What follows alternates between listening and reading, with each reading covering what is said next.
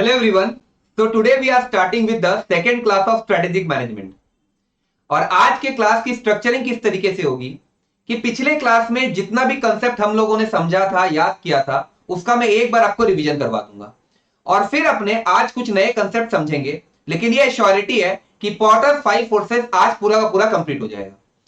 तो लेकर प्रभु का नाम, let's start revising what is strategic management. तो strategic management refers to the managerial process of managerial process किस लिए कहा जाता है? Because there are three types of managers: corporate level managers, business level managers, functional level managers. So strategic management refers to the managerial process of DSCII, where D stands for developing a strategic vision, S stands for setting objectives, C for crafting a strategy, then I मतलब हो गया implementing and evaluating the strategy। और evaluate करके आपको समझ में आया कि कुछ गलतियां हुई है तो initiating corrective adjustments wherever deemed appropriate। तो ये हम लोगों ने देखा था with regard to what is strategic management। इसके बाद हम लोग चैप्टर नंबर 2 स्टार्ट किए थे, जिसमें देखिए इंडस्ट्री इन्वायरमेंट एनालिसिस का एक बहुत ही जबरदस्त topic Michael Porter's 5 forces model हमने पढ़ना स्टार्ट किया। अब इसे समझने के लिए हमें स्विचिंग कॉस्ट समझना था। तो व्हाट वाज स्विचिंग कॉस्ट? तो किसी एक ब्रांड से किसी दूसरे ब्रांड, किसी एक प्रोडक्ट से किसी दूसरे प्रोडक्ट, किसी एक सर्विस को छोड़कर किसी दूसरे सर्विस, या फिर किसी एक सप्लायर को छोड़कर जब आप किसी दूसरे सप्लायर में स्विच करते हो तो इसका जो डिसीजन होता है, क्या वो केवल और केवल फाइनेंशियल कॉस्ट के बेसिस पर होता है क्या? जी नहीं। फाइनेंशियल कॉस्ट के साथ साथ टाइम कॉस्ट है, एफर्ट कॉस्ट और कन्वीनियंस कॉस्ट भी है, और इन चारों के चारे कॉस्ट के समूह को ही स्विचिंग कॉस्ट कहा जाता है। अब हम ये भी जानते हैं कि स्विचिंग कॉस्ट हाई हो सकता है। स्विचिंग कॉस्ट हाई होने का मतलब क्या है कि switching cost is more than benefit achieve, जिसके लिए कंपनीज क्या करती है, कुछ स्ट्रेटेजीज अडॉप्ट करती है। पहला स्ट्रेटेजी जो हमने समझा था वो था आपका ब्रांड हैमरिंग, जिसमें हम लोगों ने लेस का एग्जांपल लिया था। दूसरा था आप एग्जिट फीस लगा दो, और तीसरा क्या था, प्रोडक्ट को एकदम डिफरेंशिएटेड बना दो, यूनिक बना दो। ठीक है, जिस तरीके से स्विचिंग कॉस्ट हाई हो सकता है, सिमिलरली स्विचिंग कॉस्ट लो भी तो हो सकता है। तो स्विचिंग कॉस्ट लो होने का मतलब हो गया कि switching cost is less than benefit achieve. तो यहां पर अपना एक फाउंडेशन तैयार हो गया था with regard to Michael Porter's 5 forces model. फिर हम लोगों ने क्या किया, स्टार्ट किया विद द मेन टॉपिक, जिसमें हम जानते हैं देयर आर कुल मिलाकर 5 फोर्स। सबसे पहला क्या है, बार्गेनिंग पावर ऑफ बायर। दूसरा था बार्गेनिंग पावर ऑफ सप्लायर। तीसरा क्या था, threat of substitute, threat of new entrants, और फाइनली हम लोगों ने देखा था nature of rivalry in industry. इन पांचों फोर्स का इवैल्यूएशन अगर आप करोगे तो आउटकम क्या आएगा, रिजल्ट क्या आएगा, हमें यह पता चल जाएगा इंडस्ट्री अट्रैक्टिव है या नहीं, उस इंडस्ट्री में लेवल ऑफ कंपटीशन कितना है, उस इंडस्ट्री की कॉम्पिटिटिव इंटेंसिटी कितनी है। समझ में आ रहा है? यह भी हमें पता चल जाता है कि उस इंडस्ट्री में प्रॉफिट पोटेंशियल है या फिर नहीं। अच्छा, हमें यह बात बताओ कि इसका इवैल्यूएशन करता कौन है? दो लोग, एक एग्जिस्टिंग प्लेयर और दूसरा कौन है, न्यू एंट्रेंट। तो अब हम लोग क्या करते हैं, हर एक फोर्स का इवैल्यूएशन इंडिविजुअली करते हैं। So let's start with the first force, bargaining power of supplier. इसमें हम लोगों ने 3 सवाल समझे थे कि सप्लायर कौन होता है। पहले तो यह बात समझाइए। तो सप्लायर वो है जो इनपुट सप्लाई करे टू द प्रोड्यूसिंग इंडस्ट्री, और कुछ नहीं है। एक सप्लायर क्या क्या प्रेशर क्रिएट कर सकता है, तो वो प्रोड्यूसिंग इंडस्ट्री के सामने अपने इनपुट का प्राइस बढ़ा सकता है, क्वालिटी गिरा सकता है और अवेलेबिलिटी ऑफ इनपुट भी गिरा सकता है। लेकिन ये तीनों प्रेशर कब क्रिएट कर सकता है? That is what are the factors that increases suppliers का बार्गेनिंग पावर। इस मार्केट में सप्लायर बहुत कम है, बायर बहुत ज्यादा है। सप्लायर जो प्रोडक्ट सप्लाई कर रहा है वो एकदम डिफरेंशिएटेड है, उसका कोई सब्स्टिट्यूट अवेलेबल नहीं है, स्विचिंग कॉस्ट हाई है, प्रोडक्ट एकदम यूनिक है। 4 पॉइंट खत्म हो गया। और बायर से क्या याद आता है कि buyer do not represent major portion of supplier sales. तो 7 में से 5 पॉइंट खत्म हो गए। और 2 पॉइंट क्या है कि सप्लायर का यह दम है कि वो फॉरवर्ड इंटीग्रेशन कर सकता है। और 7वां पॉइंट ये हो गया कि बायर जो है वो इन्फॉर्म्ड नहीं है, वो एडुकेटेड नहीं है, देयरफॉर सप्लायर आराम से उसे बेवकूफ बनाता है। अब जब बार्गेनिंग पावर ऑफ सप्लायर हम लोगों ने अच्छी तरीके से याद कर लिया, तो बार्गेनिंग पावर ऑफ बायर तो पूरा का पूरा उल्टा है। देखिए यहां पर क्या है कि एक बायर क्या क्या प्रेशर क्रिएट कर सकता है, वो प्राइस को गिरा सकता है। मतलब दैट इज वो सप्लायर को बोलेगा प्राइस को गिराइए, क्वालिटी को बढ़ाइए, अवेलेबिलिटी ऑफ इनपुट्स को बढ़ाइए। लेकिन ये प्रेशर बायर कब क्रिएट कर सकता है? जब मार्केट में बायर बहुत कम है और सप्लायर बहुत ज्यादा है। बायर को जो प्रोडक्ट चाहिए वो एकदम डिफरेंशिएटेड नहीं है, दैट इज वो प्रोडक्ट जेनरिक है, उसका सब्स्टिट्यूट्स अवेलेबल है, स्विचिंग कॉस्ट लो है। बायर रिप्रेजेंट करता है major portion of supplier sales, buyer पूरा का पूरा इन्फॉर्म्ड है, बायर को पूरा का पूरा नॉलेज है, और बायर का ये दम है कि वो बैकवर्ड इंटीग्रेशन कर सके। तो बार्गेनिंग पावर ऑफ सप्लायर खत्म, बार्गेनिंग पावर ऑफ बायर खत्म। इसके बाद हम लोगों ने थर्ड फोर्स स्टार्ट किया जो था आपका थ्रेट ऑफ सब्स्टिट्यूट। अब इसमें क्या समझा था हम लोगों ने कि substitute products are the products from another industry that provide same और बेटर लेवल ऑफ सेटिस्फैक्शन। जिसके रिगार्ड में कुछ एग्जांपल समझे थे हमने, जैसे कि tea coffee Red Bull, water cold drink, yellow roses chocolates, airline car train bus, इस तरीके से काफी सारे एग्जांपल देखे थे। अब यहां पर हम लोग के पास केवल और केवल एक ही सवाल है, what are the conditions in which threat of substitute is stronger. तो आपका जो प्रोडक्ट है उसके मुकाबले जो सब्स्टिट्यूट प्रोडक्ट बाजार में अवेलेबल है उसका प्राइस ज्यादा रीजनेबल है, उसका क्वालिटी ज्यादा सुपीरियर है, स्विचिंग कॉस्ट लो है। तो ये तीनों कंडीशंस काम कब करते हैं, जब एक्चुअली बाजार में सब्स्टिट्यूट अवेलेबल हो। तो यही हम लोगों ने पिछले क्लास में पढ़ा था।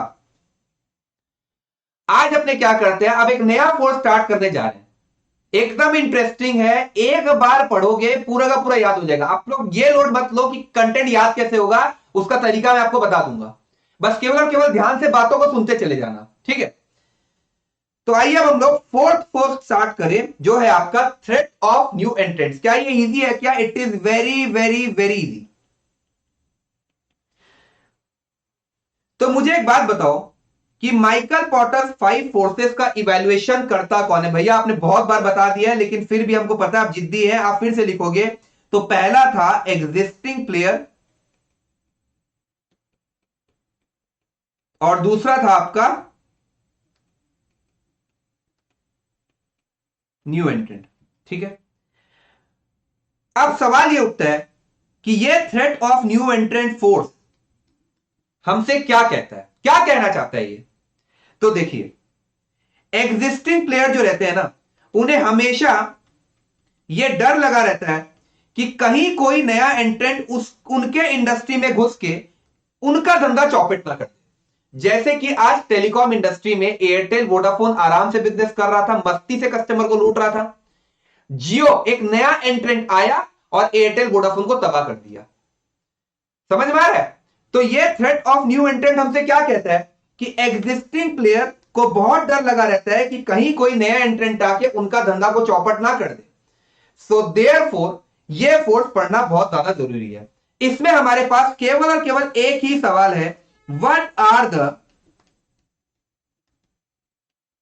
Common barriers to entry.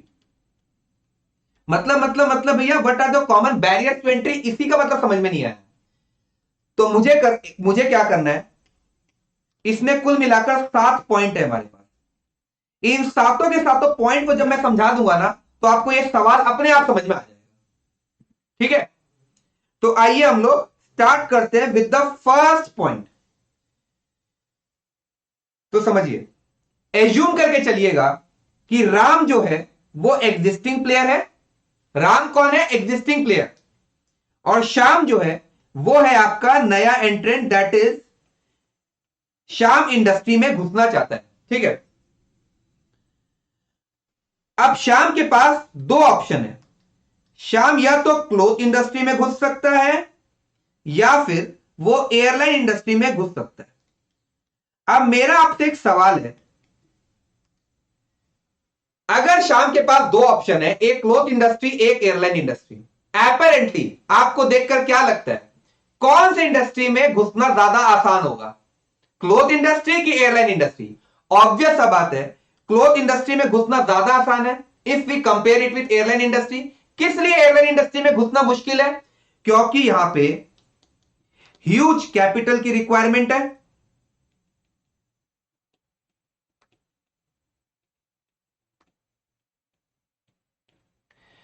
समझ में आ रहा है? तो पहला कॉमन बैरियर्स टू एंट्री क्या है? ऐसा कोई धंधा जिसमें ह्यूज कैपिटल की रिक्वायरमेंट हो,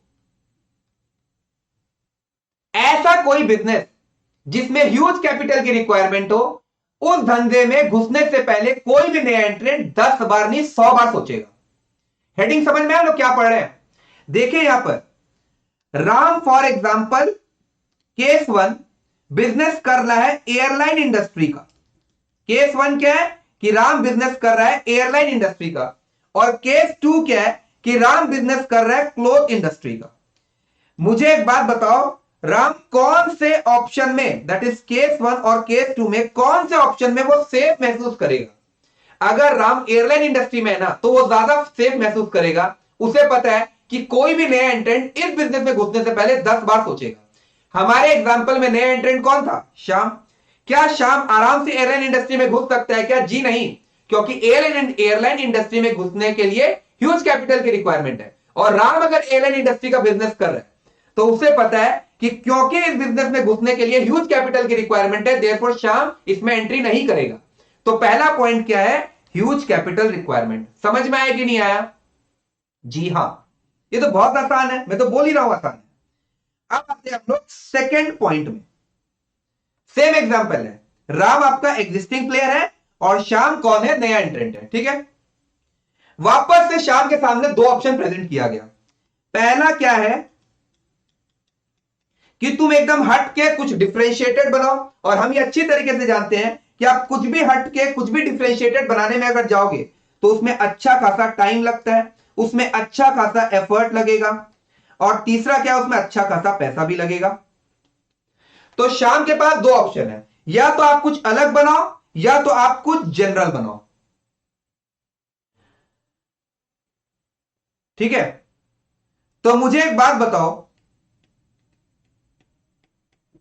कौन सा ऑप्शन श्याम के लिए ज्यादा बेटर है? ऑप्शन वन कि ऑप्शन टू? ऑब्वियस सा बात है ऑप्शन टू, क्योंकि कुछ भी हटके बनाने के लिए, कुछ भी अलग बनाने के लिए अच्छा खासा टाइम देना पड़ेगा, अच्छा खासा एफर्ट देना पड़ेगा, अच्छा खासा पैसा भी चाहिए आपको।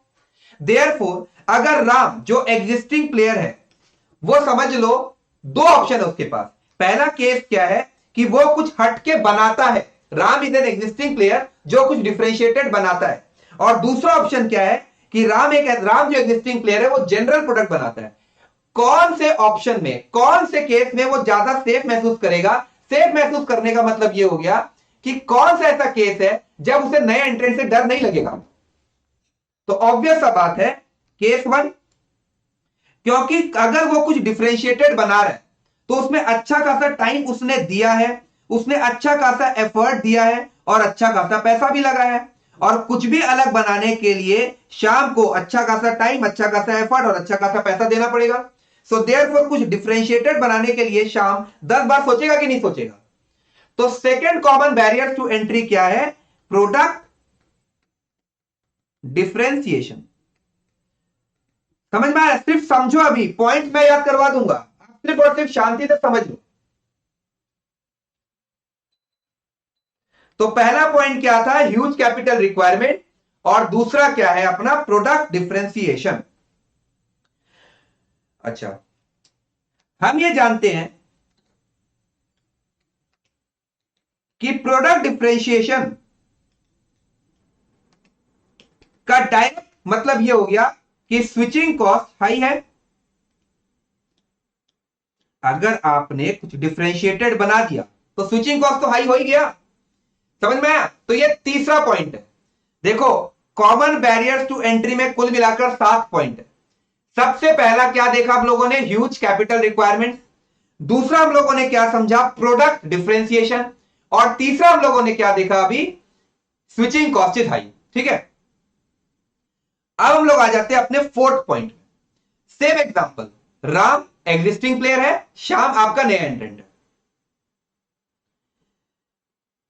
श्याम के पास दो ऑप्शन है, option one, option two. Shyam के लिए कौन से इंडस्ट्री में घुसना मुश्किल होगा? मेरा आपसे सवाल है ये। पहला ऑप्शन ये है कि ऐसा इंडस्ट्री जहां पर ब्रांड आइडेंटिटी मैच करता है विद ब्रांड इमेज, और दूसरा ऑप्शन ये है जहां पर ब्रांड आइडेंटिटी मैच नहीं करता है विद ब्रांड इमेज। तो सवाल ये उठता है, ब्रांड आइडेंटिटी होता क्या है, ब्रांड इमेज क्या होता है, पहले ये तो समझाइए। तो आइए समझते हैं। देखिए, ब्रांड आइडेंटिटी का मतलब होता है कि what company wants the perception to be created in the minds of customers. क्या परसेप्शन कंपनी चाहता है उनके कस्टमर्स के माइंड में क्रिएट हो। फिर से सुनो, ब्रांड आइडेंटिटी क्या है? ब्रांड आइडेंटिटी का सिंपल मतलब है कि क्या परसेप्शन कंपनी चाहता है उनके कस्टमर्स के माइंड में क्रिएट हो। जबकि ब्रांड इमेज क्या होता है कि एक्चुअली जो परसेप्शन कस्टमर के माइंड में क्रिएट होता है। समझ में नहीं आया तो एग्जांपल से समझाता हूं। आज मैकडॉनल्ड्स एक कंपनी है, तो मैकडॉनल्ड्स का जो प्रोडक्ट होता है, क्या वो अच्छा क्वालिटी का बर्गर खिलाते हैं कि नहीं खिलाते हैं, और उनका प्राइस भी रीजनेबल होता है। तो ये परसेप्शन कंपनी क्रिएट करना चाहता है इन द माइंड ऑफ कस्टमर। तो ये हो गया अपना ब्रांड आइडेंटिटी। और एक्चुअली हम जो कस्टमर्स है, जो हम लोग मैकडॉनल्ड्स में जाके बर्गर ठूसते हैं, हमारे दिमाग में भी यही परसेप्शन क्रिएटेड है कि नहीं है कि यार अच्छा क्वालिटी का बर्गर रहता है और वैल्यू फॉर मनी है, मतलब रीजनेबल प्राइस है। तो क्या ब्रांड आइडेंटिटी और ब्रांड इमेज मैच कर गया कि नहीं कर गया? अब मुझे एक बात बताओ कि ठीक है भैया, हम लोग इस बात को एक्नॉलेज करते हैं कि ब्रांड आइडेंटिटी मैच कर गया विद ब्रांड इमेज, लेकिन क्या ये एक दिन का काम है कि इसमें भी बहुत ज्यादा टाइम लगता है, इसको मैच करवाने में बहुत ज्यादा एफर्ट लगता है और बहुत ज्यादा पैसा लगता है? मानते हो कि नहीं? तो ब्रांड आइडेंटिटी क्या है कि what company wants the perception to be created in the minds of the customer. जबकि ब्रांड इमेज क्या होता है कि actually what perception is created in the mind of customer. ठीक है, जैसे मैकडॉनल्ड्स के रिगार्ड में क्या है, कंपनी चाहता है कि यार कस्टमर ये सोचे कि एक अच्छा क्वालिटी का बर्गर मिलेगा हमें रीजनेबल प्राइस में, और एक्चुअली हम कस्टमर भी यही सोचते हैं कि हाँ यार हमें अच्छा क्वालिटी का बर्गर मिलता है रीजनेबल प्राइस में। ठीक है, दूसरा, अब आ जाते हैं एप्पल में। एप्पल का जो प्रोडक्ट है उसके रिगार्ड में कंपनी क्या चाहता है कि कस्टमर ऐसा सोचे कि प्रोडक्ट एकदम जबरदस्त है और प्राइस भी थोड़ा हाई है। और एक्चुअली हम कस्टमर भी यही सोचते हैं कि यार एप्पल का प्रोडक्ट मतलब एप्पल का प्रोडक्ट है और प्राइस भी हाई है। तो क्या यहां पर भी ब्रांड आइडेंटिटी मैच कर गया कि नहीं विद ब्रांड इमेज? और आप लोग एक बात को समझो कि ऐसी कोई भी कंपनी हो पूरे वर्ल्ड में जो ब्रांड आइडेंटिटी को मैच करा देती है विद ब्रांड इमेज, वो कंपनी 100% सक्सेसफुल होगी होगी होगी, पक्का होगी। समझ में आया? अब आते हैं तीसरे एग्जांपल में। तीसरा क्या है? Airtel company. एयरटेल ये चाहता है कि कस्टमर उनके बारे में ऐसा सोचे कि यह दुनिया का सबसे तेज नेटवर्क है।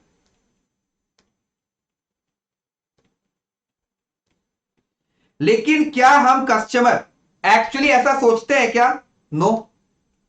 तो क्या यहां पर ब्रांड आइडेंटिटी मैच किया विद ब्रांड इमेज? जी नहीं।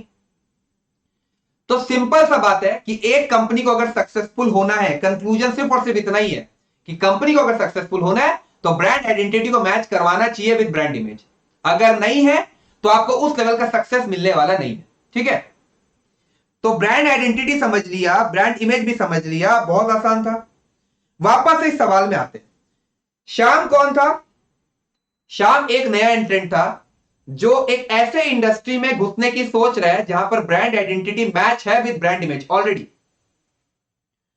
तो क्या यहां पर श्याम को बहुत ज्यादा टाइम देना पड़ेगा कि नहीं पड़ेगा? जी हां, बहुत ज्यादा एफर्ट भी देना पड़ेगा और बहुत ज्यादा पैसा भी खर्चा करना पड़ेगा। और दूसरा ऑप्शन है कि ऐसी इंडस्ट्री जहां पर ब्रांड आइडेंटिटी मैच नहीं है विद ब्रांड इमेज। ऑब्वियस बात है, option 2 is better if we compare it with option 1। वापस से वही सवाल है कि राम कौन से ऑप्शन में सेफ महसूस करेगा। पहला केस है जहां पर एग्जिस्टिंग प्लेयर अपना ब्रांड आइडेंटिटी को मैच करवा चुका है विद ब्रांड इमेज, और दूसरा ऐसा जहां पर ब्रांड आइडेंटिटी मैच नहीं हुआ विद ब्रांड इमेज। सिंपल सा बात है, केस 1, क्योंकि इसे मैच करवाने के लिए बहुत ज्यादा टाइम लगाना पड़ेगा नए एंट्रेंट को, बहुत ज्यादा एफर्ट देना पड़ेगा नए एंट्रेंट को, और बहुत ज्यादा पैसा भी खर्चा करना पड़ेगा। समझ में आ रहा है? तो हम लोगों ने कितने पॉइंट्स कर लिए? हम लोगों ने 4 पॉइंट्स देख लिए। चौथा पॉइंट क्या है बताइए? चौथा पॉइंट हो गया हमारे पास ब्रांड आइडेंटिटी।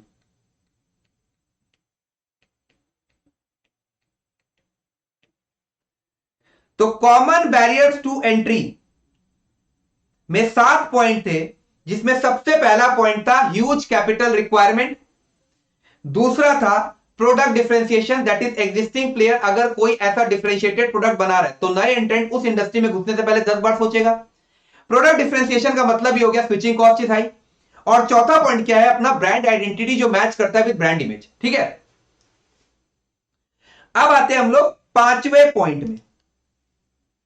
इसे एक बार मत पढ़ना, पहले मैं समझा देता हूं ये एग्जांपल को, तो तुरंत ये समझ में आ जाएगा। ठीक है, देखो, एक इंडस्ट्री है इंडस्ट्री एक्स, जिसमें हमारे पास ए बी सी डी ई, ये कौन है? Existing player. कौन है ये?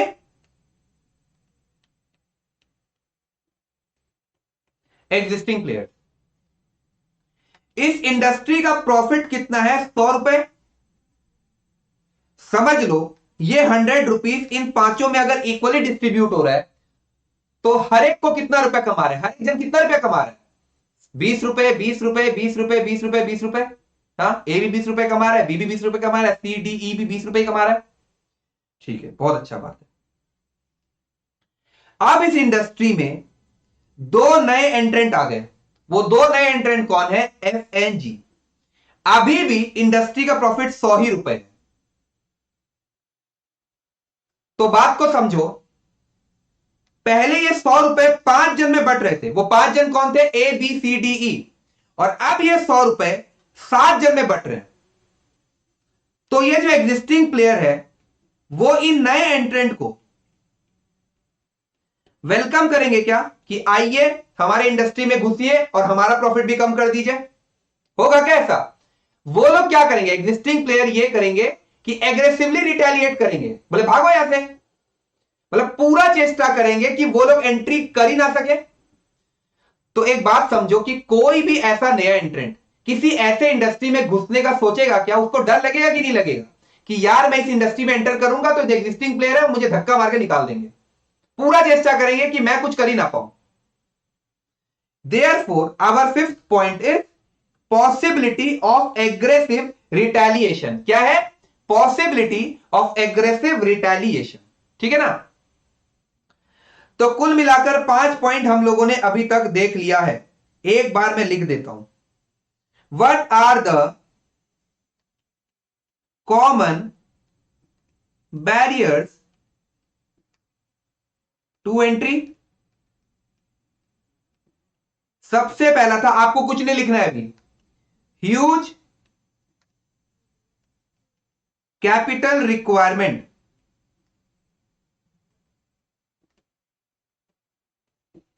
दूसरा क्या था? अपने प्रोडक्ट को एकदम डिफरेंशिएटेड बना दो, क्योंकि कुछ भी डिफरेंशिएटेड अगर आप बना रहे हो तो उसमें बहुत ज्यादा टाइम, बहुत ज्यादा एफर्ट और बहुत ज्यादा पैसा लगता है। सो देयरफॉर न्यू एंट्रेंट ऐसे इंडस्ट्री में घुसने से पहले 10 बार सोचेगा। अब अगर आपने कुछ हटके बना दिया, इट इंप्लाइज कि स्विचिंग कॉस्ट जो है वो हाई है।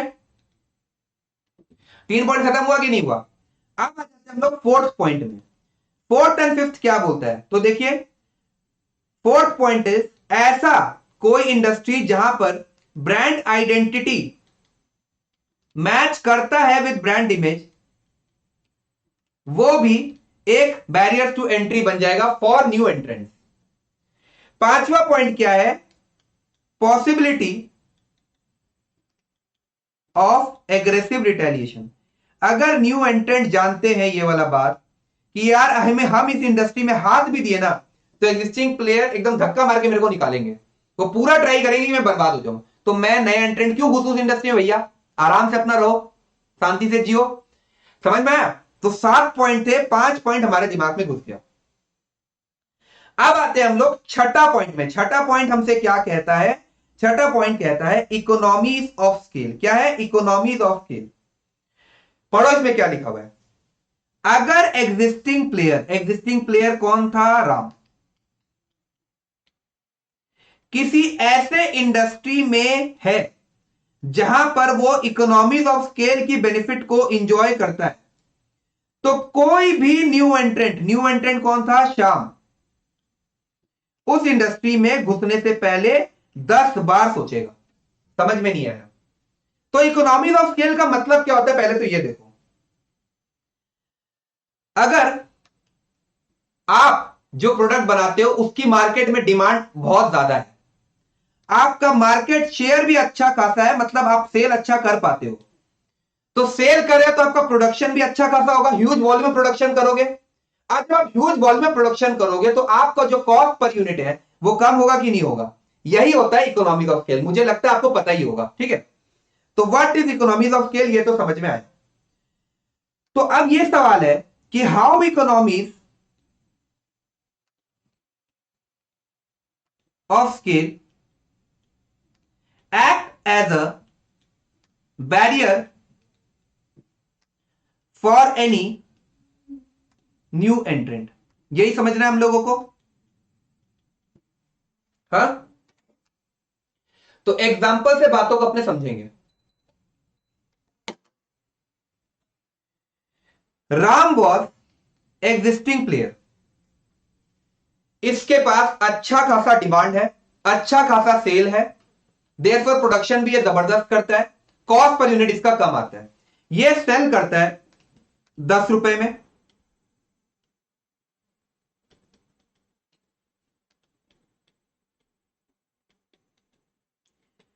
और इसको बनाने में लगता है for example 7 rupees per unit. तो ये कितना कमा रहा है? Profit per unit is ₹3। समझ में आया? अब श्याम क्या है? एक नया एंट्रेंट है, वो भी इंडस्ट्री में बस अभी एंटर ही किया है, या वो समझ रहा है मैं एंटर करूं या ना करूं। उसको पता है कि यार मैं इस इंडस्ट्री में घुसूंगा तो शुरुआत में मेरे पास उस लेवल का डिमांड होने वाला नहीं है, उस लेवल का सेल होने वाला नहीं है, लेकिन फिर भी मैं क्या करूंगा, मैं 10 रुपए में ही बेचता हूं। अब क्योंकि मेरे पास उस लेवल का डिमांड नहीं है, उस लेवल का सेल नहीं है, तो देयरफॉर मैं उस लेवल का प्रोडक्शन भी नहीं कर सकूंगा। तो मेरा cost per unit, that is Shyam का कॉस्ट पर यूनिट, राम से ज्यादा होगा कि राम से कम होगा? ऑब्वियस बात है, राम से ज्यादा होगा। तो इसका कॉस्ट पर यूनिट आया फॉर एग्जांपल 8.5। तो यह कितना कमा रहा है? ₹1.5 पर यूनिट। समझ में आ रहा है? या फिर इसको 9 कर देता हूं।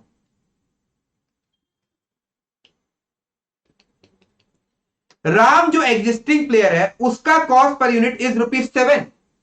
श्याम जो एक नया प्लेयर है उसका कॉस्ट पर यूनिट है ₹9।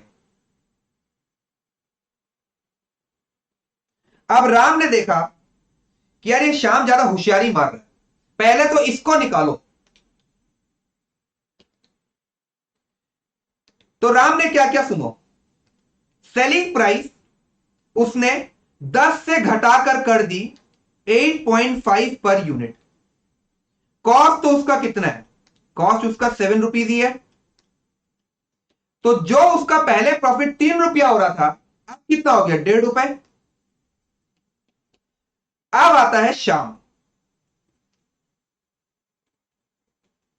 अगर राम 8.5 में बेच रहा है तो इसे भी 8.5 में ही बेचना पड़ेगा, वरना कस्टमर इसके पास आने वाले ही नहीं है, क्योंकि ये भी तो डिमांड क्रिएट करना चाहता है, ये भी तो ज्यादा सेल करना चाहता है।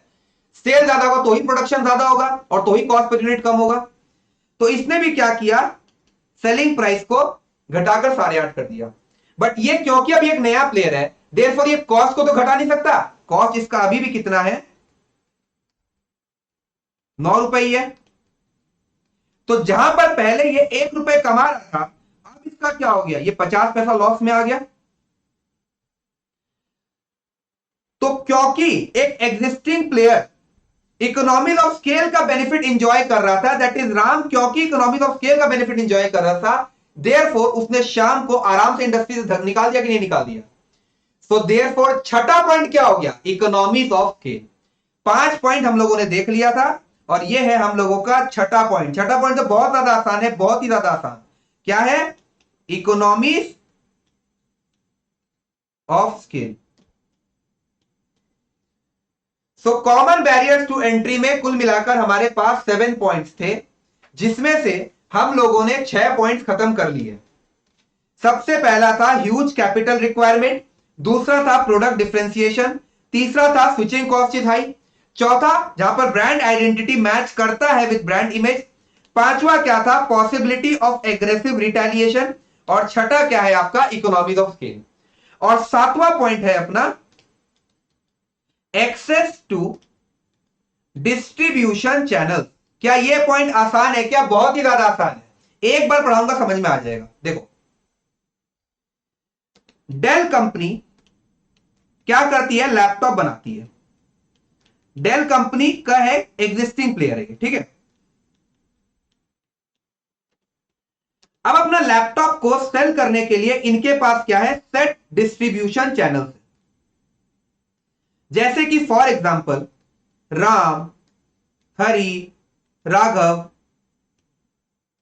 ये इनके डिस्ट्रीब्यूटर है डेल कंपनी के। ये सारा का सारा लैपटॉप इनका सेल करते हैं।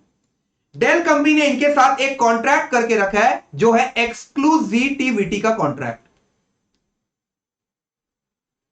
ये एक्सक्लूसिविटी का कॉन्ट्रैक्ट का मतलब ये हो गया कि राम, हरि और राघव केवल और केवल डेल कंपनी का ही लैपटॉप बेच सकते हैं।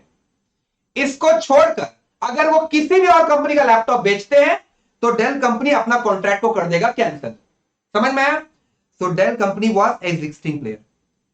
अब XYZ कंपनी एक नया एंट्रेंट है और वो भी लैपटॉप बनाता है। ये अप्रोच किया राम, हरि और राघव के पास कि क्या आप लोग हमारा लैपटॉप सेल करोगे क्या? तो इनका क्या रिप्लाई आएगा? बोला नहीं, हम लोग नहीं करने वाले हैं। You won't get access to us. Access ये लोग है केवल डिस्ट्रीब्यूशन चैनल है ना, तो एक नए एंट्रेंट को डिस्ट्रीब्यूशन चैनल का एक्सेस नहीं मिला।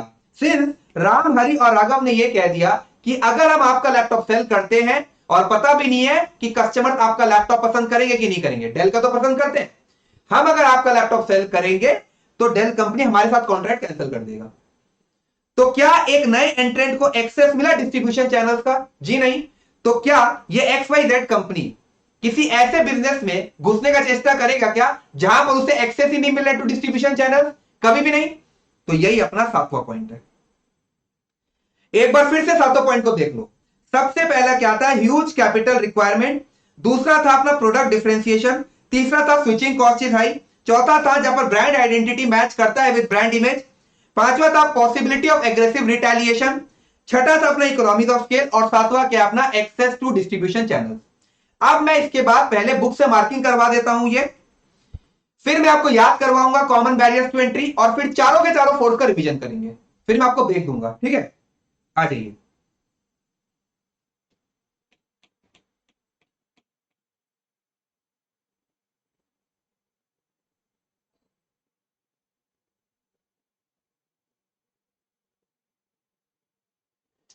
Threat of new entrants. New entrant are always a powerful source of competition. ठीक है, कोई दिक्कत नहीं है। क्या एक नया एंट्रेंट इंडस्ट्री का प्रॉफिटेबिलिटी को रिड्यूस कर सकता है कि नहीं कर सकता है? पहले एयरटेल, वोडाफोन पूरा मार्केट शेयर लेके रखे थे, जियो घुसा तो उनका मार्केट शेयर खाया कि नहीं खाया? हाँ, so it can reduce industry profitability as they add new production capacity leading to increase of the supply of the product even at a lower price and can substantially erode existing firms market share position। मतलब simple सा बात यह है, कोई भी नया एंट्रेंट घुसा, उसने क्या किया? बोला मैं एकदम सस्ते से सस्ते में प्रोडक्ट दूंगा, लॉस खा के प्रोडक्ट दूंगा, तो ओवरऑल कॉम्पिटिटर्स को भी अपना प्राइस गिरवाना पड़ेगा, तो इंडस्ट्री का प्रॉफिट गिरेगा कि नहीं गिरेगा? वही बता रहा है। New entrants also place a limit on prices and affect the profitability of the existing player। इसमें समझाने जैसा कुछ नहीं है। To discourage new entrants, existing firms can try to raise barriers to entry। So what are the common barriers to entry? सबसे पहला है possibility of aggressive retaliation by the existing player, product differentiation, switching cost is high, brand identity, capital requirement, access to distribution channel, और सातवां क्या? Economies of scale. ठीक है, so sometimes the mere threat of aggressive retaliation by incumbents can deter entry by other firms into an existing industry। For example introduction of product by a new firm may lead incumbent firms to reduce their product prices and increase their advertising budgets. ठीक है। दूसरा, product differentiation. Product differentiation refers to physical और perpetual differences, मतलब कुछ हटके आपने बनाया। अगर स्विचिंग कॉस्ट हाई है तो भी बायर जो है they are often reluctant to change. To succeed in any industry, new entrant must be able to persuade existing customers of other company to switch into its products. To make a switch, buyers need to test a new firm product, negotiate new purchase contracts, and train personnel to use the equipment or modify facility for product use. Simple सा बात है कि अगर कोई ऐसा industry है जहां पर स्विचिंग कॉस्ट हाई है तो उस इंडस्ट्री में घुसने से पहले नया एंट्रेंट 10 बार सोचेगा। ठीक है, सिंपल से यही बोल रहा है। जहां पर ब्रांड आइडेंटिटी मैच करता है विद ब्रांड इमेज, ऐसे इंडस्ट्री में भी घुसने से पहले नए एंट्रेंट 50 बार सोचेगा। ठीक है। फिर है ह्यूज कैपिटल की अगर रिक्वायरमेंट हो, एक्सेस टू डिस्ट्रीब्यूशन चैनल्स, अगर नए एंट्रेंट को नहीं मिलेगा तो वो क्यों घुसेगा। इकोनॉमिक ऑफ स्केल का बेनिफिट अगर एग्जिस्टिंग प्लेयर एंजॉय कर रहा है तो भी कोई नया एंट्रेंट उस इंडस्ट्री में नहीं घुसने वाला है। तो ये सातों पॉइंट आप अपने मन से लिख सकते हैं कि नहीं लिख सकते हैं? सिर्फ पॉइंट्स याद रखो, हेडिंग याद रखो, इसके अंदर का कंटेंट आप आराम से मन से लिख सकते हो, कोई दिक्कत नहीं है। जहां पर मैं आपको बोलूंगा ना कि यार यहां पे मन से नहीं चलने वाला है, वहां पर आप लोग याद करेंगे। यहां पर फोकस क्या है कि ये सातों के सातों हेडिंग अपने को याद है, तो वही हेडिंग आपको याद करवाने जा रहा हूं। ठीक है। तो इन सातों पॉइंट को अपने क्या करते हैं, 3 सेट में तोड़ देते हैं और एक स्टोरी में आपको बताने वाला हूं।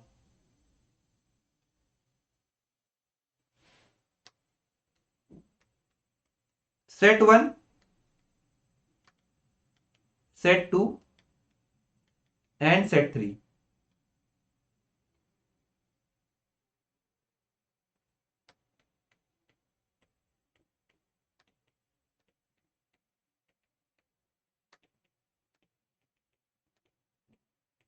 ये आप लोग लिख लेंगे। ठीक है, जैसे मैं लिख रहा हूं एग्जैक्टली वैसे ही आप लोग लिखेंगे।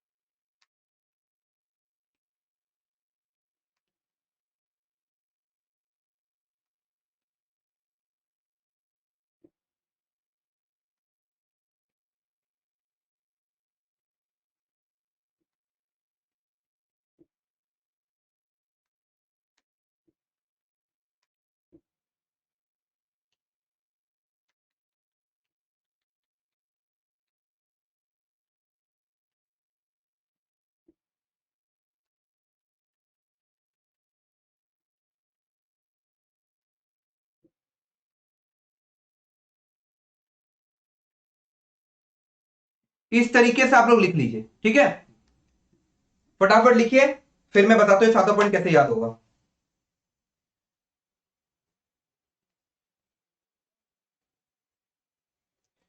लिख लिया, चलिए अब याद करते हैं।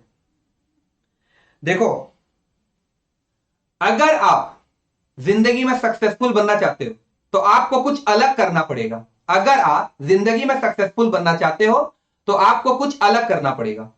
यह अपना है पहला स्टेटमेंट।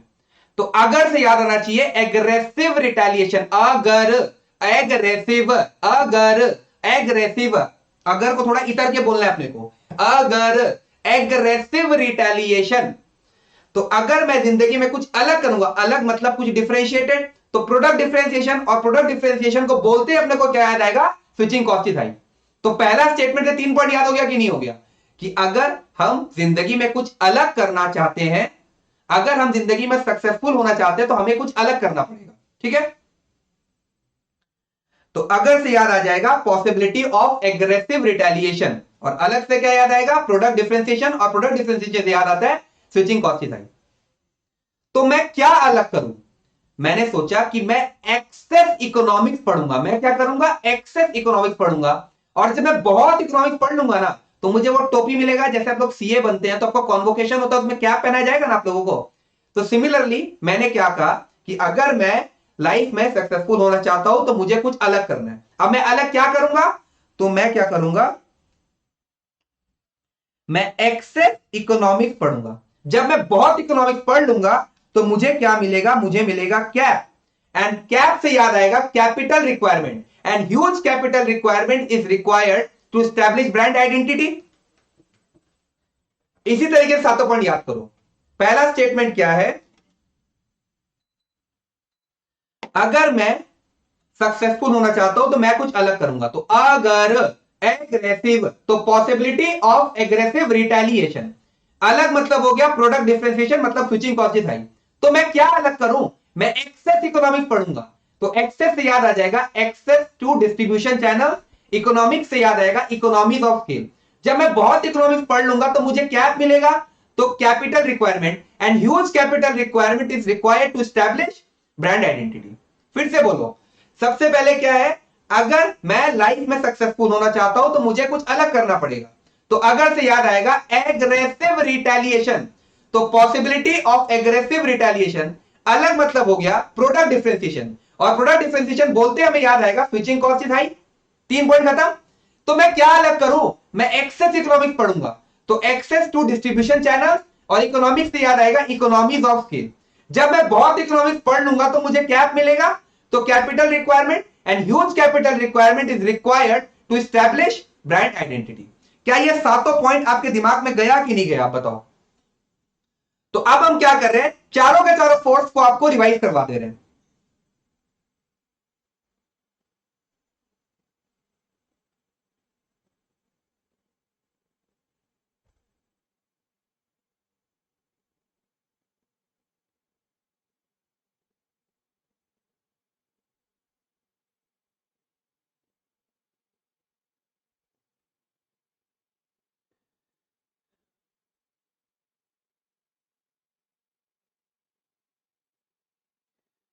सबसे क्या पहला क्या था, बार्गेनिंग पावर ऑफ सप्लायर। तो सप्लायर्स कौन होते हैं, वो जो इनपुट सप्लाई करे टू द प्रोड्यूसिंग इंडस्ट्री। एक सप्लायर क्या क्या प्रेशर क्रिएट कर सकता है, वो प्राइस को बढ़ा सकता है, वो क्वालिटी को गिरा सकता है, और वो अवेलेबिलिटी को गिरा सकता है। लेकिन ये तीनों प्रेशर वो कब क्रिएट कर सकता है, तो यहां पर 7 पॉइंट है, 5 और 2। पहला 5 क्या बोलता है, पहला 5 पॉइंट में देखिए क्या था कि सप्लायर कम है, बायर बहुत ज्यादा है, that is suppliers are more concentrated than buyers. दूसरा क्या था कि सप्लायर जो प्रोडक्ट सप्लाई कर रहा है वो एकदम डिफरेंशिएटेड है, एकदम यूनिक है, उसका कोई सब्स्टिट्यूट अवेलेबल नहीं है, स्विचिंग कॉस्ट हाई है। और बायर से याद आता है कि buyer do not represent major portion of supplier sales. 5 point खत्म। फिर वापस सप्लायर बायर, सप्लायर का ये दम है कि वो फॉरवर्ड इंटीग्रेशन कर सकता है, और बायर जो है वो इन्फॉर्म्ड नहीं है, वो एडुकेटेड नहीं है। 7 पॉइंट खत्म। इसी का पूरा उल्टा क्या है, bargaining power of buyer.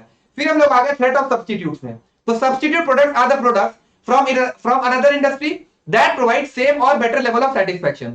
For example, tea, coffee, Red Bull, yellow roses, chocolate, airline industry, car, train, bus. इस तरीके से काफी सारे एग्जांपल देखे थे। यहां पर हमारे पास केवल और केवल एक ही सवाल है, conditions in which threat of substitute is stronger. तो वहां पर 4 पॉइंट है कि आपका जो प्रोडक्ट है उसके मुकाबले जो सब्स्टिट्यूट प्रोडक्ट बाजार में अवेलेबल है उसका प्राइस ज्यादा रीजनेबल है, उसका क्वालिटी ज्यादा सुपीरियर है, स्विचिंग कॉस्ट लो है। लेकिन ये तीनों कंडीशंस काम तभी करेंगे जब एक्चुअली बाजार में सब्स्टिट्यूट्स अवेलेबल हो। फिर हम लोग आगे फोर्थ फोर्स में, जो था आपका थ्रेट ऑफ न्यू एंट्रेंट। इसमें केवल और केवल एक ही सवाल था, कॉमन बैरियर टू एंट्री। अगर आप लाइफ में सक्सेसफुल होना चाहते हो तो आप कुछ अलग करोगे। तो अगर से याद आता है possibility of aggressive retaliation by existing players. ठीक है, अलग से क्या याद आ जाएगा, प्रोडक्ट डिफरेंशिएशन। प्रोडक्ट डिफरेंशिएशन बोलते हमें याद आएगा स्विचिंग कॉस्ट इज हाई। तो मैं क्या अलग करूंगा, मैं एक्सेस इकोनॉमिक्स पढ़ूंगा। मैं क्या करूंगा, एक्सेस इकोनॉमिक्स पढ़ूंगा। तो ये अपना है फ्लो 1, ये है अपना फ्लो 2, और ये है अपना फ्लो 3। जब मैं एक्सेस इकोनॉमिक्स पढ़ लूंगा तो मुझे क्या मिलेगा, and huge capital requirement is required to establish brand identity. तो यहां पर हम लोगों ने देखा थ्रेट ऑफ न्यू एंट्रेंट भी खत्म कर लिया। अब मैं आपको क्या करता हूं, एक 5 मिनट का आपको ब्रेक दे रहा हूं, ठीक है। 5 मिनट के ब्रेक के बाद हम लोग पॉटर्स 5 फोर्सेस में जो भी बचा कुचा रह गया पूरा का पूरा कंप्लीट कर लेंगे, ठीक है। तो चलिए लीजिए 5 मिनट का break. So now after the break, let's start with the fifth and final force, which is nature of rivalry in industry. क्या ये बहुत ज्यादा आसान है क्या? जी हां। सिर्फ मैं एक बार आपको बोलूंगा और आपको पूरा का पूरा कंटेंट समझ में भी आ जाएगा और याद भी हो जाएगा। इस पर्टिकुलर फोर्स के रिगार्ड में हमें सिर्फ एक बात जाननी है, और वो है what are the factors that intensify rivalry among competitors। मतलब क्या हुआ इसका कि वो कौन से ऐसे फैक्टर्स है जब कंपटीटर्स आपस में झगड़ा करेंगे, वो कौन से ऐसे फैक्टर्स है जब कंपटीटर्स आपस में झगड़ा करेंगे। तो कुल मिलाकर यहां पर हमारे पास 6 पॉइंट्स है। तो आइए एक एक पॉइंट को समझना स्टार्ट करें। देखिए, समझिए कि एक रूम है जिसमें 5 बच्चे बैठे हुए हैं और उसमें कोई भी एल्डरली पर्सन नहीं है, मतलब ऐसा कोई भी आदमी नहीं है जो इन्हें कंट्रोल कर सके।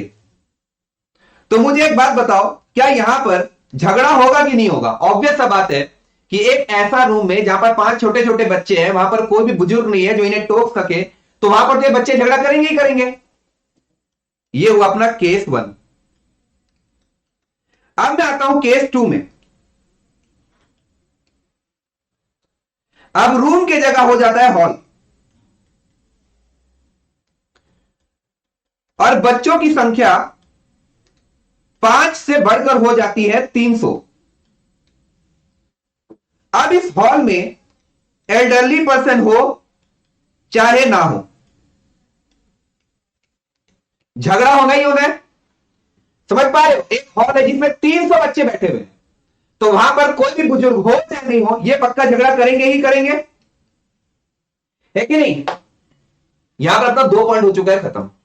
देखो,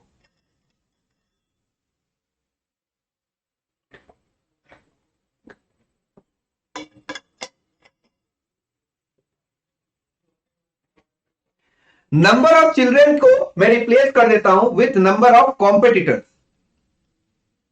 मैंने क्या किया, चिल्ड्रेन की जगह लिख दिया कॉम्पिटिटर्स,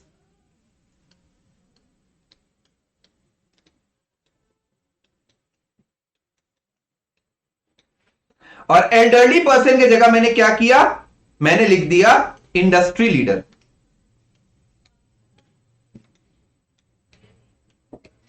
अब मैं किस तरीके से रीड कर रहा हूं बहुत ध्यान से सुनना।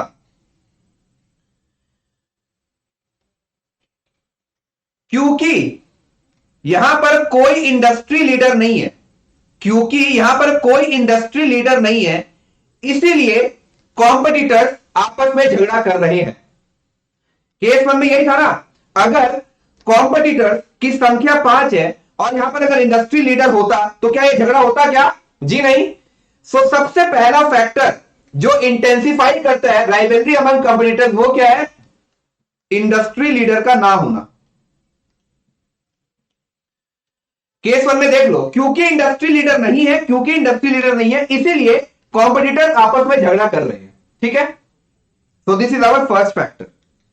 अब आगे करना सेकेंड फैक्टर में, इसे रीड करना।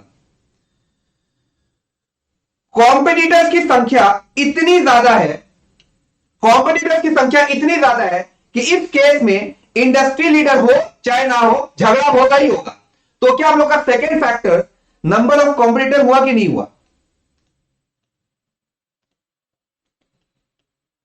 सो we are through with 2 factors that intensify rivalry among competitors. क्या इसे समझने में कोई दिक्कत है क्या? पहला क्या है? इंडस्ट्री लीडर, दूसरा क्या है? नंबर ऑफ कॉम्पिटिटर्स, ठीक है। अब अपने तीसरा फैक्टर में हम लोग एक्चुअली पढ़ क्या रहे हैं, मुझे ये वाला बात बताओ। हम लोग पढ़ रहे हैं what are the factors that intensify rivalry among the competitors. हम लोग क्या पढ़ रहे हैं? Factors that intensify rivalry among the competitors. अब मुझे एक बात बताओ, कंपटीशन का बात आता कब है? कंपटीशन का बात तभी आता है जब दो लोग, for example A and B, similar type का प्रोडक्ट बना रहे हैं, तभी तो लोग मार्केट शेयर के लिए झगड़ा कर रहे हैं ना। सिंपल सा बात सोचो, दो लोग आपस में कॉम्पिटिटर्स कब कहलाए जाएंगे? जब वो लोग सिमिलर टाइप का प्रोडक्ट बना रहे हैं, कस्टमर के सिमिलर नीड को सेटिस्फाई कर रहे हैं, वो लोग मार्केट शेयर के लिए लड़ रहे हैं, है कि नहीं? फर्ज करो कि ए अगर कुछ ऐसा बना रहा होता जो कोई इंडस्ट्री बना ही नहीं रहा, मतलब ए कुछ प्रोडक्ट अलग ही बना रहा है, तो क्या ए का कोई कॉम्पिटिटर होता क्या? जी नहीं। तो सिंपल सा बात है कि अगर प्रोडक्ट डिफरेंशिएटेड है तो उस केस में क्या कोई झगड़ा होगा क्या? जी नहीं। लेकिन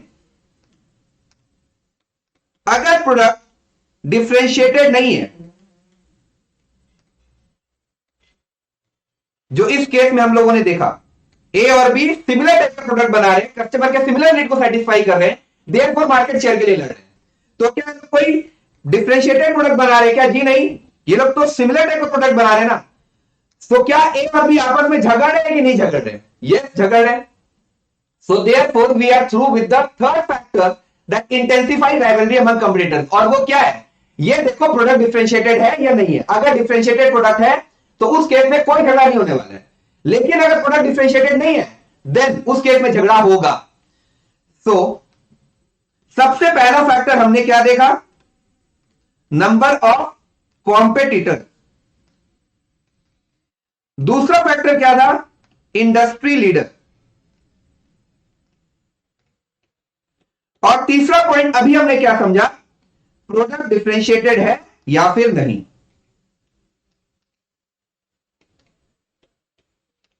आसान है कि नहीं है? जी हां, काफी ज्यादा आसान है। अब आते हैं हम लोग फोर्थ फैक्टर में। देखो, एक इंडस्ट्री है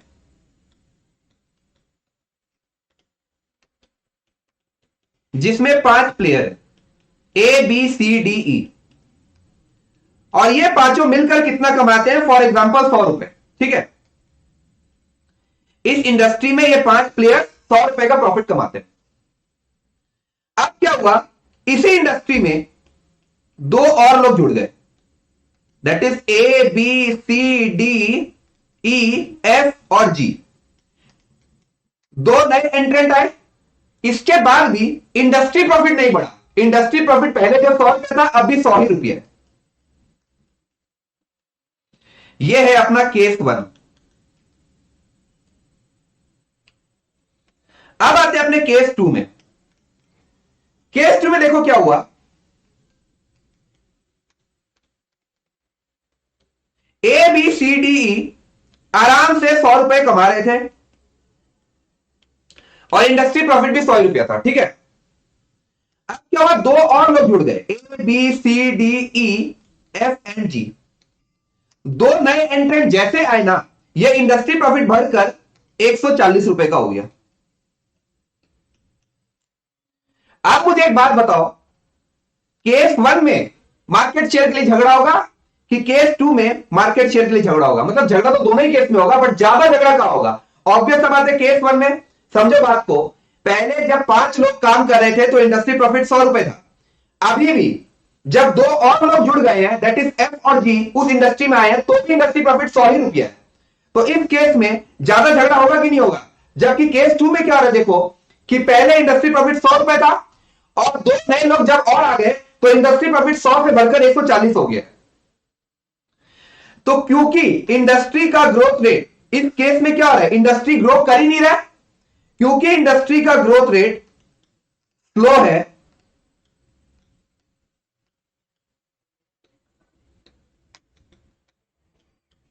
इसीलिए कॉम्पिटिटर्स आपस में झगड़ रहे हैं, है कि नहीं? देखो इस केस में क्या हो रहा है, जैसे ही दो नए लोग आए, इंडस्ट्री प्रॉफिट 100 से बढ़कर कितना हो गया, 140। मतलब इस केस में क्या हो रहा है, इंडस्ट्री प्रॉफिट फास्ट ग्रो कर रहा है। जबकि केस वन में क्या है, केस वन में दो नए एंट्रेंट आए ना, इंडस्ट्री प्रॉफिट 100 का 100 रुपया रह गया।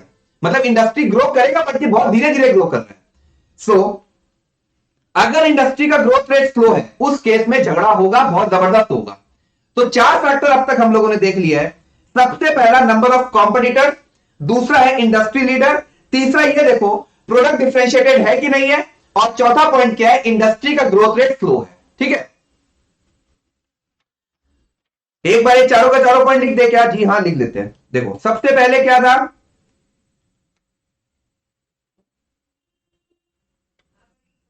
Number of competitor. दूसरा पॉइंट क्या था हमारे पास, इंडस्ट्री लीडर। तीसरा प्रोडक्ट डिफरेंशिएटेड है या नहीं।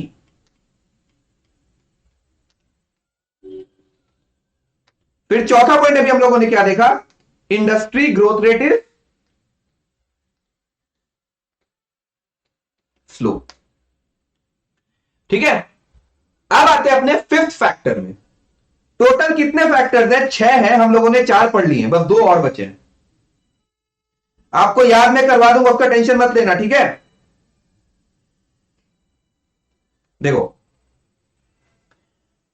एक बार स्विचिंग कॉस्ट का कंसेप्ट हम लोग को रिवाइज करना पड़ेगा। स्विचिंग कॉस्ट क्या था, जब आप किसी एक प्रोडक्ट को छोड़कर किसी दूसरे प्रोडक्ट, किसी एक सर्विस को छोड़कर किसी दूसरे सर्विस, किसी एक ब्रांड को छोड़कर किसी दूसरे ब्रांड, या फिर किसी एक सप्लायर को छोड़कर किसी दूसरे सप्लायर में जो स्विच करने का डिसीजन लेते हो, क्या वो केवल और केवल फाइनेंशियल कॉस्ट के बेसिस पर होता है क्या? जी नहीं, फाइनेंशियल कॉस्ट के साथ साथ टाइम कॉस्ट है, एफर्ट कॉस्ट और कन्वीनियंस कॉस्ट भी है, और इन चारों कॉस्ट के समूह को ही स्विचिंग कॉस्ट कहा जाता है। अब हम ये भी जानते हैं कि स्विचिंग कॉस्ट आपका हाई भी हो सकता है और स्विचिंग कॉस्ट आपका लो भी हो सकता है। स्विचिंग कॉस्ट हाई होने का मतलब क्या हो गया, that switching cost is more than benefit achieve. अच्छा, अब स्विचिंग कॉस्ट को हाई रखने का वन ऑफ द स्ट्रेटेजी जो हमने समझा था वो क्या था, एग्जिट फीस लगा दो। क्या लगा दो? एग्जिट फीस लगा दो। दैट इज, अगर आप एग्जिट फीस लगा देते हो तो स्विचिंग कॉस्ट हाई हो जाता है। अच्छा, एग्जिट फीस का एग्जांपल क्या देखा था हम लोगों ने, कि एयरटेल कंपनी ने अपने कस्टमर से कहा कि अगर 1 साल तक आप अगर किसी भी और टेलीकॉम ऑपरेटर में स्विच कर गए तो आपको 5,000 रुपए की पेनल्टी देनी होगी। तो ये कस्टमर ना चाहकर भी एयरटेल में रहेगा कि नहीं रहेगा? डेफिनेटली रहेगा। तो ये तो हम लोगों ने देखा exit fees in terms of financial cost, मतलब पैसे रिलेटेड कुछ बात हो रही है ना, कि 5,000 रुपए की पेनल्टी आप पर लगेगी, इसीलिए कस्टमर क्या कर रहा है, ना चाहकर भी एयरटेल को छोड़कर किसी और में स्विच नहीं कर रहा है। अब दूसरा बात करते हैं। फॉर एग्जाम्पल एक कंपनी है जो 10 बिजनेस चलाती है। कितने बिजनेस चल रहे हैं इसके? 10। 9 बिजनेस बहुत जबरदस्त चल रहा है, मतलब एकदम जबरदस्त प्रॉफिट हो रहा है, लेकिन ये जो 10वां बिजनेस है ना, इसमें लॉस हो रहा है। अब कंपनी चाहती है कि यार ये बिजनेस को अपने बंद कर दे, ये बिजनेस से अपने एग्जिट ले ले, लेकिन क्यों नहीं एग्जिट कर पा रहे हैं? बिकॉज उन्हें डर है कि कहीं मार्केट में उनका गुडविल इंपैक्ट ना हो जाए। ऐसा होता है क्या? जी हां होता है। आधी बात को सोचो, टाटा को तो मल्टीपल बिजनेसेस है, लेकिन उनका टाटा नैनो डिवीजन जब नहीं चला तो आज भी हम लोग ये बात बोलते हैं कि नहीं बोलते हैं, टाटा नैनो नहीं चल पाया, तो गुडविल इंपैक्ट हुआ ही हुआ। तो देयरफॉर हम ये समझे कि एग्जिट फीस जो होता है वो केवल और केवल फाइनेंशियल टर्म्स में ही नहीं होता है। फाइनेंशियल टर्म्स मतलब जो भी हम लोगों ने 5,000 रुपए का एग्जांपल लिया इन केस ऑफ एयरटेल, ये नॉन फाइनेंशियल टर्म्स में भी होता है, that is in terms of loss of goodwill. क्या इतना समझने में कोई दिक्कत है क्या? जी नहीं, है तो काफी ज्यादा आसान है। अब बात को एकदम ध्यान से सुनना।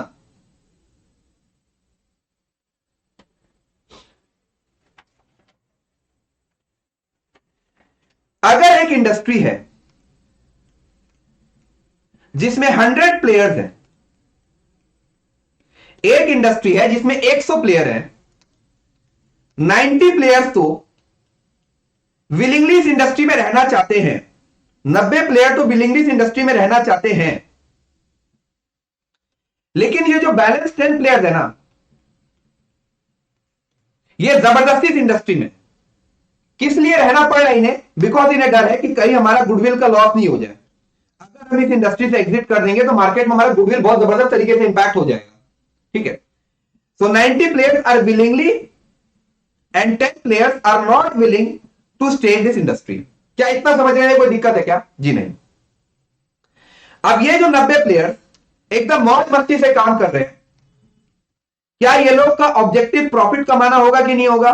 क्या ये लोग मार्केट शेयर के लिए लड़ेंगे कि नहीं लड़ेंगे? डेफिनेटली लड़ेंगे। अब ये जो 10 प्लेयर्स हैं जो ना चाह कर भी इस इंडस्ट्री में रहना पड़ रहे हैं, क्या ये लोग भी प्रॉफिट के लिए लड़ेंगे कि नहीं लड़ेंगे?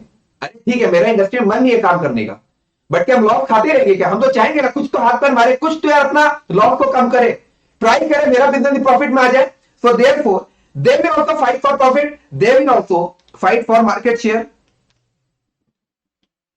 यस,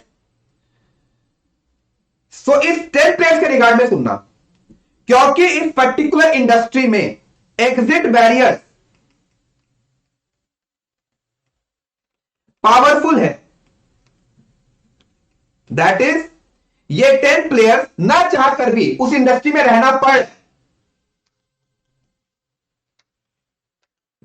तो कंपटीशन जो हो रहा है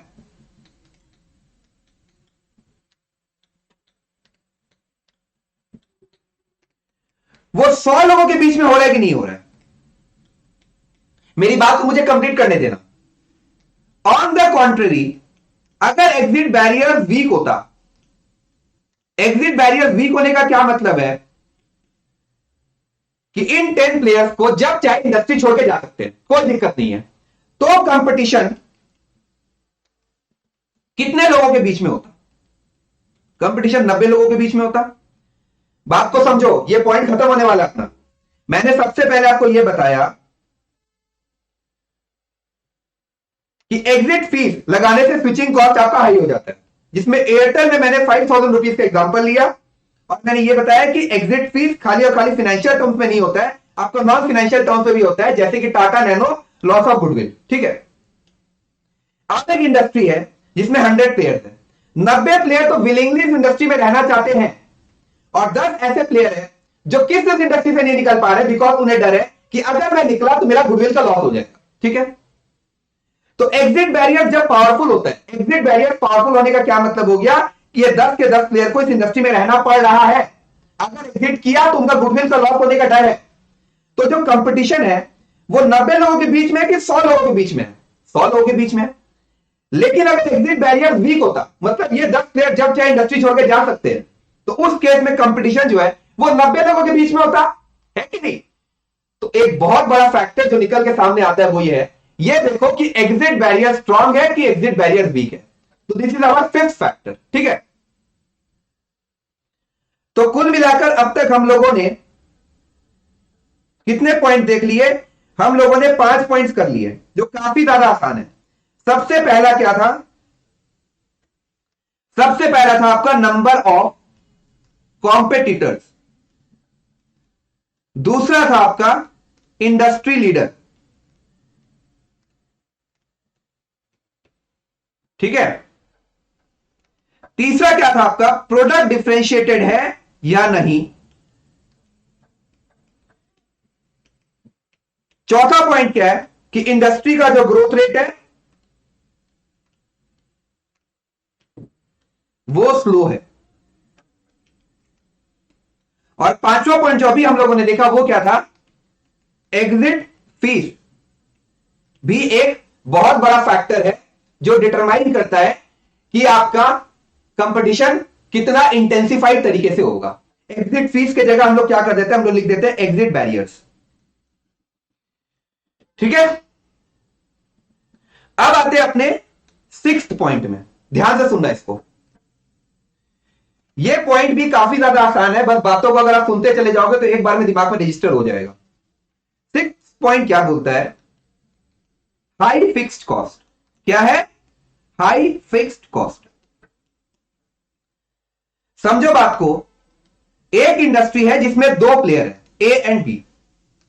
ए अपना प्रोडक्ट सेल करता है ₹10 पर यूनिट में, वेरिएबल कॉस्ट इसका लगता है ₹5 पर यूनिट। एक्चुअली ये कितना यूनिट प्रोड्यूस कर सकता है? एक्चुअली प्रोड्यूस कर सकता है ये 5 लाख, मतलब प्रोडक्शन कैपेसिटी है इसका 5 लाख का। एक्चुअली प्रोड्यूस की जगह मैं लिख देता हूं प्रोडक्शन कैपेसिटी। लेकिन ये प्रोड्यूस करता कितना है, मतलब एक्चुअली कितना प्रोड्यूस ये करता है? तो वो करता है ये 4 लाख। मतलब समझ में आया? प्रोडक्शन कैपेसिटी है 5 लाख का, लेकिन ये प्रोडक्शन करता कितना है? 4 लाख का, बिकॉज इसका डिमांड 4 लाख का ही है। जितना डिमांड है उस हिसाब से प्रोडक्शन करेगा। तो सेलिंग प्राइस कितना है? सेलिंग प्राइस था अपना ₹10 पर यूनिट, वेरिएबल कॉस्ट है ₹5 पर यूनिट, और फिक्स्ड कॉस्ट कितना हो गया? समझ लो 1 लाख रुपए का अगर फिक्स्ड कॉस्ट है और 4 लाख यूनिट ये प्रोड्यूस कर रहा है, तो कितना हो गया? 1/4, which is 0.25 rupees per unit. ठीक है। और एक है पर्सन बी। पर्सन बी का कहानी सुनो क्या है। पर्सन बी का प्रोडक्शन कैपेसिटी भी 5 लाख ही है, लेकिन इसके पास डिमांड है अपने प्रोडक्शन कैपेसिटी को ऑप्टिमली यूटिलाइज करने का। देयरफॉर ये एक्चुअली कितना यूनिट प्रोड्यूस करता है? 5 लाख। बात को ध्यान से सुनो। पर्सन ए एक्चुअली कितना प्रोड्यूस कर रहा था? 4 लाख। पर्सन बी कितना प्रोड्यूस कर रहा है? 5 लाख। ठीक है। इसका भी सेलिंग प्राइस ₹10 पर यूनिट ही है, वेरिएबल कॉस्ट ₹5 पर यूनिट है। फिक्स कॉस्ट पर यूनिट कितना आएगा? फॉर एग्जांपल अगर 1 लाख रुपए का फिक्स कॉस्ट का खर्चा है, तो डिवाइड करेगा बाई एक्चुअल प्रोडक्शन यूनिट कितना है? 5 लाख। तो यहां पर आ जाएगा ₹0.20 पर यूनिट। तो इसका प्रॉफिट कितना आया? 10 - 5 - 0.25 दैट इज 4.75 पर यूनिट। और यहां पर कितना आ रहा है? 10 - 5 - 0.20 दैट इज 4.80 पर यूनिट। अब मुझे एक बात बताओ, पर्सन ए देखता है कि क्योंकि मेरा डिमांड 4 लाख यूनिट का है, क्योंकि मेरा डिमांड 4 लाख यूनिट का है, इसीलिए मेरा प्रॉफिट आ रहा है 4.75 पर यूनिट। लेकिन पर्सन बी के पास डिमांड क्योंकि 5 लाख यूनिट का है, इसलिए इसका प्रॉफिट आ रहा है 4.80 पर यूनिट। तो ये जो डिफरेंस है 5 पैसे का, इसका रीजन क्या है? इसका रीजन है on account of fixed cost, है कि नहीं? तो पर्सन ए चाहेगा कि उसका भी डिमांड बढ़े, है कि नहीं? सो देयरफॉर क्या ये दोनों लोग मार्केट शेयर के लिए लड़ेंगे कि नहीं लड़ेंगे? डेफिनेटली लड़ना स्टार्ट हो जाएगा। तो on account of high fixed cost, on account of high fixed cost क्या झगड़ा बढ़ा कि नहीं? तो ये अपना है छठा point. High fixed cost is our sixth factor जो इंटेंसिफाई करता है राइवलरी अमंग कंपटीटर्स को। तो यहां पर हम लोगों ने पॉर्टर्स के पांचों के पांचों फोर्स को कंप्लीट कर लिया है। मैं एक बार nature of rivalry in industry को रिपीट कर देता हूं। देखो, nature of rivalry in industry, क्या क्या पढ़ने जा रहे हैं हम लोग? Nature of rivalry in industry. इसमें केवल केवल एक ही सवाल देखना है हमें, that is what are the factors that intensify rivalry among competitors. 6 point है और इस 6 पॉइंट को अपने 3 सेट में याद करेंगे। सबसे पहला हम लोगों ने क्या लिखा था? एल्डरली पर्सन और नंबर ऑफ चिल्ड्रन। देखा करो, बड़े बुजुर्ग है ना, बच्चों के साथ बहुत मजा आता है। तो एल्डरली पर्सन लिख दिया, नंबर ऑफ चिल्ड्रन लिख दिया। एल्डरली पर्सन की जगह मैं क्या लिखूंगा? Industry leader. और नंबर ऑफ चिल्ड्रन की जगह मैं क्या लिखूंगा? Number of competitors. तो क्या ये 2 पॉइंट खत्म हुआ? This is our set 1।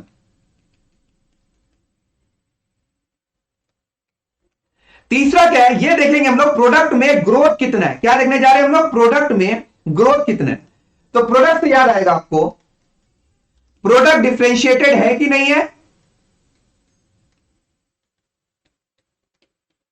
और ग्रोथ से आपको याद आना चाहिए इंडस्ट्री का ग्रोथ रेट इज स्लो।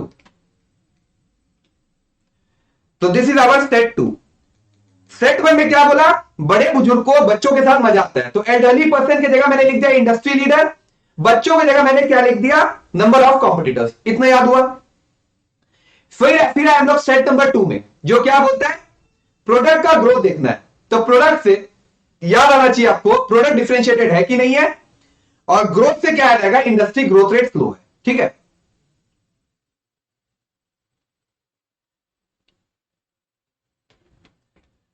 इसके बाद आ जाइए सेट नंबर 3 में।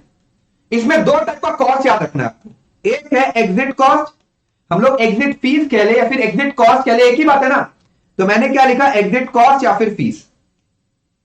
इससे देखकर क्या रह जाता है, एग्जिट बैरियर, एग्जिट वर्ड याद रहना चाहिए, एग्जिट कॉस्ट या फिर फीस। अच्छा, अगर पहला आपका कॉस्ट है, दूसरा भी आपका कॉस्ट ही होगा, तो दूसरा कॉस्ट क्या है, हाई फिक्स्ड कॉस्ट। तो ये अपना हो गया सेट 3। तो एक बार 6 के 6 पॉइंट याद करो। बड़े बुजुर्ग को बच्चों के साथ मजा आता है, तो elderly person, number of children. Elderly person से याद आएगा इंडस्ट्री लीडर, इसके बाद नंबर ऑफ चिल्ड्रन से याद आएगा नंबर ऑफ कॉम्पिटिटर्स। फिर प्रोडक्ट का ग्रोथ रेट देखना है, तो प्रोडक्ट से याद आएगा प्रोडक्ट डिफरेंशिएटेड है कि नहीं है, और ग्रोथ से याद आना चाहिए आपको इंडस्ट्री का ग्रोथ रेट स्लो है। फिर दो टाइप का कॉस्ट है, एक है एग्जिट कॉस्ट जिसे अपने एग्जिट फीस भी कहते हैं, और एक है हाई फिक्स्ड कॉस्ट। अच्छा, एग्जिट कॉस्ट से क्या याद आएगा, एग्जिट बैरियर पावरफुल है कि वीक है, और हाई फिक्स कॉस्ट याद रहना नहीं है। तो यहां पर 6 के 6 फैक्टर आपके दिमाग में बैठे कि नहीं बैठे? जी हां। अब मेरी बात को सुनना, हम लोगों ने क्या किया, मैंने आपसे कहा कि ये जो पॉटर्स 5 फोर्सेस आप देख पा रहे हो, इसका हम लोग इवैल्यूएशन करते हैं। इवैल्यूएशन कौन करते हैं? दो लोग, जो इंडस्ट्री में ऑलरेडी है या फिर जो इंडस्ट्री में आना चाहते हैं, दैट इज एग्जिस्टिंग प्लेयर और न्यू एंट्रेंट्स। और इवैल्यूएशन कंप्लीट हम लोगों ने समझ लिया कि नहीं समझ लिया? हम लोगों ने बार्गेनिंग पावर ऑफ सप्लायर देखा, बार्गेनिंग पावर ऑफ बायर देखा, थ्रेट ऑफ सब्स्टिट्यूट देखा, थ्रेट ऑफ न्यू एंट्रेंट देखा, और nature of rivalry in industry समझा। इन पांचों फोर्स का इवैल्यूएशन करके हमें क्या पता चला कि इंडस्ट्री अट्रैक्टिव है या फिर नहीं, उस इंडस्ट्री में प्रॉफिट पोटेंशियल है या नहीं, उस इंडस्ट्री का लेवल ऑफ कंपटीशन कितना है, क्या कॉम्पिटिटिव इंटेंसिटी है। कंप्लीट डिस्कशन हो गया क्या? जी नहीं। अब मैं पिज्जा हट को ये पॉटर्स 5 फोर्सेस अप्लाई करके समझाने वाला हूं आपको। पिज्जा हट में ये पॉटर्स 5 फोर्सेस में अप्लाई करके पूरा प्रैक्टिकली रिलेट करके बताऊंगा कि आपने भी क्या समझा है। ठीक है, बहुत मजा आने वाले, ध्यान से सुनना।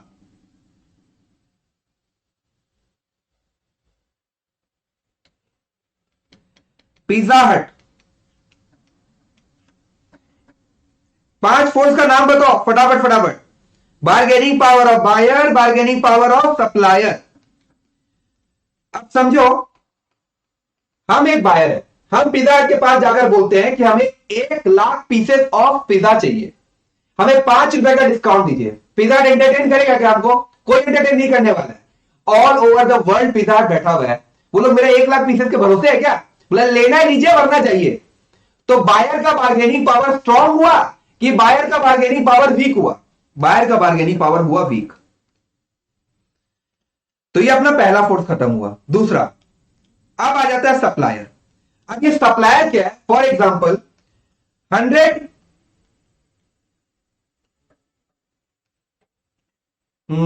केजीज ऑफ ब्रेड बनाते हैं। एक बार एग्जांपल लेते हैं, 100 केजीज ऑफ ब्रेड बनाते हैं, जिसमें से 80 केजीज अकेला पिज्जा हट ही परचेज कर लेता है। तो ये buyer is representing major portion of supplier sales. एक सप्लायर का टोटल सेल होता है साल में 100 केजी का, जिसमें 80 केजी तो अकेला पिज्जा हट ही ले लेता है। तो मुझे एक बात बताओ, क्या ये सप्लायर इस बायर को ओवर पावर कर पाएगा क्या? जी नहीं। बायर जैसा बोलेगा वैसा होगा। बायर बोलेगा प्राइस को गिराइए, सप्लायर को प्राइस गिराना पड़ेगा। बायर बोलेगा क्वालिटी को बढ़ाइए, क्वालिटी को बढ़ाना पड़ेगा। बायर बोलेगा सप्लायर को कि अवेलेबिलिटी ऑफ इनपुट्स को बढ़ाइए, सप्लायर को बढ़ाना पड़ेगा। समझ में आ रहा है? तो यहां पर bargaining power of supplier strong है कि bargaining power of supplier weak है? Bargaining power of supplier weak है। तो हमने देखा पिज्जा के केस में बायर का बार्गेनिंग पावर भी वीक होता है, सप्लायर का बार्गेनिंग पावर भी वीक होता है। अब आ जाते हैं तीसरा फोर्स में। तीसरा क्या है? Nature of rivalry in industry. Pizza हट का कॉम्पिटिटर कौन है? डोमिनोज। अगर पिज्जा हट अपने प्रोडक्ट में 5 रुपए कम करता है फॉर एग्जांपल, तो डोमिनोज भी कम करेगा ही करेगा। पिज्जा हट डिस्काउंट देगा, डोमिनोज भी देगा। तो यहां पर राइवलरी बहुत इंटेंस है कि नहीं है? तो nature of rivalry in industry strong हुआ कि वीक हुआ? Nature of rivalry in industry strong हुआ। फिर आ जाते हैं हम लोग थ्रेट ऑफ सब्स्टिट्यूट्स में। क्या हर दिन हम लोग पिज्जा ही खाते हैं क्या? जब भी हम लोग को लटर पटर खाने का मन है, क्या हम लोग डेली पिज्जा ही खाते हैं? कभी हम लोग सैंडविचेस भी खाते हैं, कभी हम लोग मोमोज भी खाते हैं। तो पिज्जा का सब्स्टिट्यूट अवेलेबल है, तो थ्रेट ऑफ सब्स्टिट्यूट वीक है कि थ्रेट ऑफ सब्स्टिट्यूट स्ट्रांग है? थ्रेट ऑफ सब्स्टिट्यूट स्ट्रांग है। समझ में आ रहा है? तो हम लोगों ने बार्गेनिंग पावर ऑफ बायर देख लिया, बार्गेनिंग पावर ऑफ सप्लायर देखा, nature of rivalry in industry देखा, थ्रेट ऑफ सब्स्टिट्यूट देखा। अब बचा क्या रह गया? Threat of new entrants. अब किसी भी नया एंट्रेंट के लिए पॉसिबल है क्या कि वो पिज्जा हट जैसा ब्रांड बहुत जल्दी क्रिएट कर दे? नहीं, क्योंकि बहुत ज्यादा टाइम लगेगा, बहुत ज्यादा एफर्ट लगेगा, बहुत ज्यादा पैसा भी लगेगा। तो पिज्जा हट को क्या कोई नया एंट्रेंट का डर है क्या? जी नहीं। तो threat of new entrant strong हुआ कि threat of new entrant weak हुआ? Threat of new entrant weak हुआ। समझ में? तो देखो, मैंने bargaining power of buyer, supplier, threat of substitute, threat of new entrant and nature of rivalry in industry लिखा। पिज्जा हट के केस में bargaining power of buyer weak है, bargaining power of supplier is weak, nature of rivalry in industry is strong. ठीक है। फिर threat of substitute भी strong है and threat of new entrants आपका वीक है। यही तो है। अब यह कंक्लूजन क्या सिमिलरली अप्लाइंग एयरलाइन इंडस्ट्री पर भी करेगा क्या? जैसे हम लोगों ने पिज्जा हट के केस में देखा कि bargaining power of buyer weak है, तो क्या एयरलाइन इंडस्ट्री में भी बार्गेनिंग पावर वीक ही होगा? ऐसा कोई जरूरी है क्या? जैसे हम लोगों ने पिज्जा हट के केस में bargaining power of supplier weak देखा, तो एयरलाइन इंडस्ट्री में भी bargaining power of supplier weak ही होगा? कंपल्सरी है क्या? जी नहीं। सो देयरफॉर पोर्टर 5 फोर्सेस का जो कंक्लूजन होता है ये वैरी करता है फ्रॉम इंडस्ट्री टू इंडस्ट्री। ये समझ पा रहे हो कि नहीं समझ पा रहे हो? यस, पोर्टर 5 फोर्सेस का जो कंक्लूजन होता है वो वैरी करता है फ्रॉम इंडस्ट्री टू इंडस्ट्री। किसी एक इंडस्ट्री में बार्गेनिंग पावर स्ट्रांग है, इसका मतलब यह नहीं है कि हर इंडस्ट्री में bargaining power of buyer will be strong. Industry 1 में अगर bargaining power of buyer strong है तो माइट भी इंडस्ट्री 2 में bargaining power of buyer weak भी हो सकता है। समझ पा रहे हो? सो देयरफॉर पोर्टर 5 फोर्सेस का जो कंक्लूजन होता है वो वैरी करता है फ्रॉम इंडस्ट्री टू इंडस्ट्री। ठीक है। अच्छा, अब फॉर एग्जांपल ये जो कंक्लूजन आप देख पा रहे हो ये 10 लोगों ने देखा, A B C D E F G H I J, 10 लोगों ने देखा। 9 लोगों ने यह डिसाइड किया कि यार हम इस इंडस्ट्री में नहीं एंटर करेंगे, लेकिन जे ने सोचा नहीं मैं इस इंडस्ट्री में एंटर कर जाऊंगा, मुझे यह कंक्लूजन देखकर लग रहा है कि मैं प्रॉफिट कमा सकता हूं। आप सोचो, सैचुरेटेड मार्केट में जियो टेलीकॉम इंडस्ट्री में घुसकर तहलका मचा दिया, क्योंकि वो समझ गया था कि ये जो मार्केट है ये कॉल का रहा ही नहीं, जो फ्री में डेटा दे गया वो छा जाएगा। और जियो ने फ्री में डेटा दे दिया, आराम से इंटरनेट यूज करें कि नहीं करें हम लोग? हम बता रहे एक वक्त पर हम लोग 250 रुपया महीना देते थे 1 GB डेटा के लिए। आज जियो क्या बोलता है? आप हमें 384 या 400 रुपीज दे दो, आराम से 2-2.5 महीना डेली 1 GB डेटा यूज करो। इससे तो जियो का मार्केट शेयर बढ़ा। समझ पा रहे हो?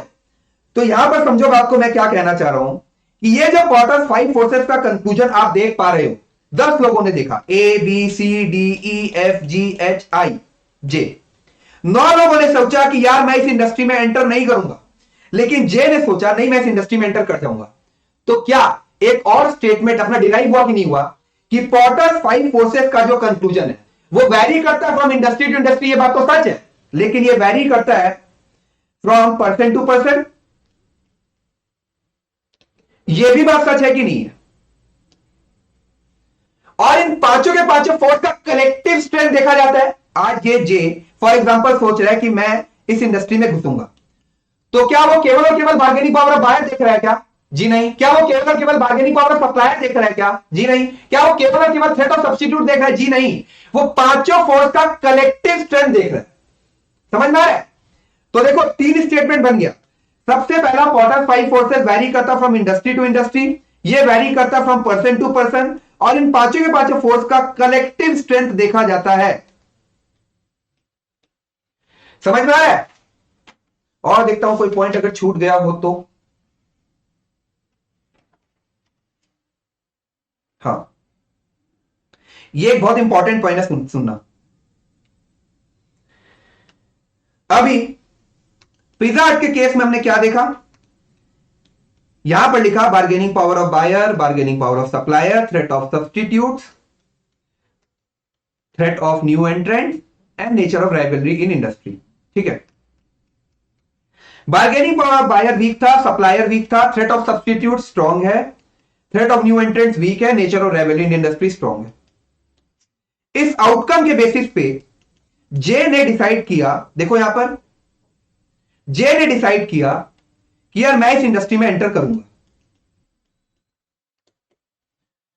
तो क्या ये कोई गारंटी सक्सेस फॉर्मूला है क्या? ये जो पॉटर्स फाइव फोर्सेस हम लोगों ने कंप्लीट अभी तक समझा है, ये कोई गारंटी सक्सेस फॉर्मूला है क्या कि अब जे सक्सेसफुल होगा ही होगा? जी नहीं। बहुत कुछ आपके कोर कंपिटेंसी पर भी डिपेंड करता है। अब कोर कंपिटेंसी क्या होता है मैं समझाऊंगा, अभी नहीं, थोड़ा रुकिए, आपके मॉड्यूल में है ये कंटेंट। ठीक है, बहुत जबरदस्त कंसेप्ट है ये। ठीक है, तो बाद में समझाऊंगा मैं भी। तो पॉटर्स फाइव फोर्सेस देखो तो समझो क्या कि दो क्लास में आपको पूरा का पूरा डिटेल में हम लोगों ने पॉटर फाइव फोर्सेस समझ लिया। अब लास्ट में आके पल्ला झाड़ है कि देखो आप लोगों ने अच्छी तरीके से समझ लिया है, कोई दिक्कत नहीं है, बहुत अच्छा बात आपने समझा, बट ये कोई गारंटीड सक्सेस फॉर्मूला नहीं है कि इस आउटकम के बेसिस पर आप आगे बोले कि मैंने तो इतना अच्छी तरीके से सब कुछ अप्लाई किया, मैंने बार्गेनिंग पावर ऑफ बायर भी स्टडी किया था, बार्गेनिंग पावर ऑफ सप्लायर भी स्टडी किया, सब्स्टिट्यूट देखा, न्यू एंट्रेंट देखा, नेचर और राइवलरी इन इंडस्ट्री समझा, और उसके बेसिस में मैं इस इंडस्ट्री में एंटर कर रहा हूं, तो मैं तो सक्सेसफुल होना ही चाहिए। नो, पॉटर्स फाइव फोर्सेस पल्ला झाड़ है, बोलते हैं ये कोई गारंटी सक्सेस फॉर्मूला नहीं है, बहुत कुछ आपके कोर कंपिटेंसी पर भी डिपेंड करता है। तो चार पॉइंट हमारा बना। सबसे पहला कि Porter's five forces vary from industry to industry, it vary from person to person, पांचों फोर्स की कलेक्टिव स्ट्रेंथ को देखा जाता है, और यह कोई गारंटी सक्सेस फॉर्मूला नहीं है, क्योंकि बहुत कुछ आपके कोर कंपिटेंसी पर भी डिपेंड करता है। यहां पर पूरा का पूरा टॉपिक हमारा हुआ समाप्त। ठीक है, अब एक बार बुक में आ जाइए, मार्किंग कर लेते पहले। बताओ ये टॉपिक आसान था कि नहीं था? मार्किंग करवाने के बाद मैं आपको याद करवाऊंगा। ठीक है,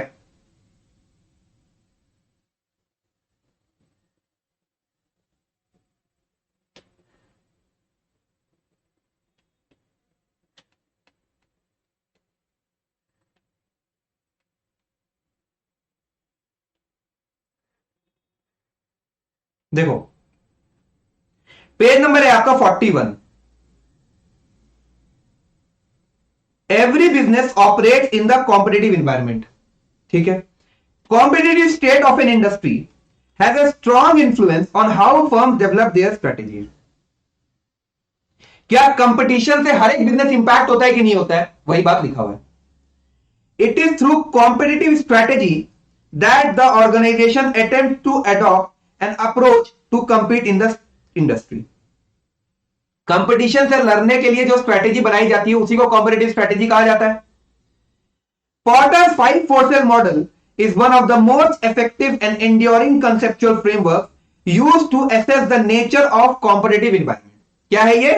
ये कंसेप्चुअल फ्रेमवर्क है जिससे हम लोग एसेस कर सकते हैं कि कंपटीशन कितना, और यही हम लोगों ने देखा था। पॉटर्स फाइव फोर्सेस का इवैल्यूएशन करके आपको ये पता चल जाता है इंडस्ट्री अट्रैक्टिव है या नहीं, उस इंडस्ट्री में कॉम्पिटिटिव इंटेंसिटी कितनी है, उस इंडस्ट्री का लेवल ऑफ कंपटीशन क्या है, प्रॉफिट पोटेंशियल है या नहीं है। It involve systematically diagnosing the significant competitive pressures in a market and assessing the strength and importance of हर एक फोर्स। हम लोगों ने देखा कि नहीं देखा कि पिज्जा के केस में bargaining power of buyer strong था कि weak? Weak. Bargaining power of supplier strong था कि वीक? वीक। तो हर एक फोर्स का इवैल्यूएशन किया और उससे एक रिजल्ट बन रहा है कि यार ये फोर्स स्ट्रॉन्ग है कि ये फोर्स वीक है। ठीक है, By applying Porter's five forces model of industry attractiveness to their own industry, the firm can gauge their own firm strength, weakness, future opportunities. देखो एक कंसेप्ट होता है स्ट्रेंथ, वीकनेस, अपॉर्चुनिटी, थ्रेट्स, जिससे हम लोग स्वॉट एनालिसिस कहते हैं, जो हम लोग समझेंगे बाद में, ठीक है। The strategies use these five forces model to determine what competition is like in a given industry by undertaking the following steps. सबसे पहले देखो हम लोगों ने क्या किया था, सबसे पहले तो हम लोगों ने आइडेंटिफाई किया था सारे के सारे कॉम्पिटेटिव प्रेशर्स को। पहला स्टेप हमारा था आइडेंटिफाई करो और कॉम्पिटेटिव प्रेशर्स। तो वो कॉम्पिटेटिव प्रेशर्स कौन कौन से थे? This was our step number 1। Bargaining power of buyer, bargaining power of supplier, threat of substitute, threat of new entrants and nature of rivalry in industry. तो कोई इतना बार बोल दिया है, अब ये पांचों फोर्स आपके दिमाग से जाने वाला तो नहीं है, ठीक है।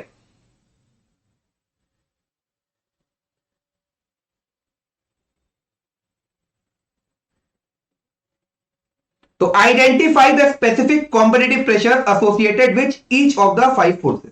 आइडेंटिफिकेशन का काम खत्म। अगला स्टेप क्या था? इवैल्यूएट करो उसे। तो evaluate how strong the pressures comprising each of the five forces are. जैसे कि पिजार्ड के केस में bargaining power of buyer strong था कि weak? Weak. Nature of rivalry in industry strong था कि वीक? स्ट्रॉन्ग। तो इस तरीके से हर एक फोर्स का इवैल्यूएशन करो, फियर्स है, स्ट्रॉन्ग है, मॉडरेट टू नॉर्मल है कि वीक है। इसके बाद आपने इवैल्यूएशन कर लिया, फिर कलेक्टिव स्ट्रेंथ देखो, इंडिविजुअली नहीं देखना हम लोगों को, हम लोग को buyer, supplier, rivalry, substitutes and new entrants का कलेक्टिव स्ट्रेंथ देखना है, और उसके बेसिस पर आप डिसीजन लो कि उस इंडस्ट्री में आप एंटर करोगे कि नहीं करोगे।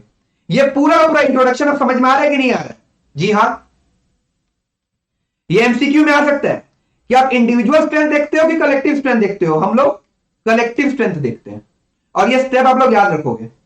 सबसे पहले आइडेंटिफाई कर लिया, फिर इवैल्यूएट कर लिया, फिर सबके कलेक्टिव स्ट्रेंथ को देखकर हम लोग डिसाइड करते हैं कि उस इंडस्ट्री में लोग एंटर करेंगे कि नहीं करेंगे, ठीक है। फिर bargaining power of buyer, bargaining power of supplier तो हम लोगों ने ऑलरेडी पढ़ लिया था।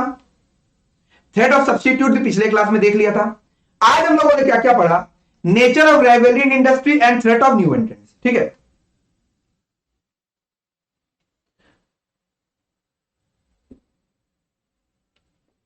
तो थ्रेट ऑफ न्यू एंट्रेंट तो रीडिंग कर ही लिया ना। अब है nature of rivalry in industry. What are the factors that intensify rivalry among competitors? एक बार ये इंट्रोडक्शन भी पढ़ लेते हैं। The intensity of rivalry in industry is a significant determinant of industry attractive and profitability. अगर एक ऐसा इंडस्ट्री है जिसमें बहुत सारे कंपीटिटर्स आपस में झगड़ा कर रहे हैं, तो उस इंडस्ट्री में एंटर करूंगा क्या? जी नहीं, वो इंडस्ट्री अट्रैक्टिव है ही नहीं। तो वही लिखा हुआ है, द इंटेंसिटी ऑफ राइवलरी, किस हद तक कंपटीशन है, is a significant determinant of industry attractiveness and profitability. The intensity of rivalry can reduce the cost of supplier, distribution end of attracting customers and thus directly affect the profitability. The more intensive the rivalry, the less attractive is the industry. यही मैंने बताया, जितना intensity से झगड़ा होता है उतना ही कम attractive है वो इंडस्ट्री। तो what are the factors that intensify rivalry among competitors? बिना देखे बोलो। सबसे पहला, बुजुर्ग को बच्चों के साथ मजा आता है। तो बुजुर्ग मतलब हो गया एल्डरली पर्सन, और एल्डरली पर्सन से याद आएगा आपको इंडस्ट्री लीडर, और बच्चों मतलब नंबर ऑफ चिल्ड्रन से याद आना चाहिए नंबर ऑफ कॉम्पिटिटर्स, ठीक है। दूसरा, प्रोडक्ट का ग्रोथ रेट देखना है। तो प्रोडक्ट डिफरेंशिएटेड है कि नहीं है, और इंडस्ट्री का ग्रोथ रेट स्लो है। फिर एग्जिट कॉस्ट, फिक्स्ड कॉस्ट। तो एग्जिट कॉस्ट मतलब एग्जिट फीस मतलब एग्जिट बैरियर, और फिक्स्ड कॉस्ट मतलब हाई फिक्स्ड कॉस्ट। तो यही पॉइंट है कि नहीं है? देखो, when rivals operate at high fixed cost तब झगड़ा होगा। एग्जिट बैरियर अगर पावरफुल है, अगर एग्जिट बैरियर पावरफुल है तो कंपटीशन कितने लोगों के बीच में है? 100 लोगों के बीच में है। लेकिन अगर एग्जिट बैरियर वीक है तो कंपटीशन 90 लोगों के बीच में है। तो प्रॉफिटेबिलिटी इस केस में हायर होगा कि नहीं होगा? डेफिनेटली होगा। जो मैंने आपको बताया था कंप्लीटली बुक में वही लिखा हुआ है। इंडस्ट्री का ग्रोथ रेट अगर स्लो है तो राइवलरी बहुत इंटेंसिटी के साथ होगा और प्रॉफिटेबिलिटी उस इंडस्ट्री का गिर जाएगा। नंबर ऑफ कॉम्पिटिटर्स की संख्या अगर बहुत ज्यादा है, नंबर ऑफ कॉम्पिटिटर्स की संख्या अगर बहुत ज्यादा है, और उस केस में इंडस्ट्री लीडर हो चाहे नहीं हो, झगड़ा होना ही होना है। इंडस्ट्री लीडर का एब्सेंस भी क्या करेगा?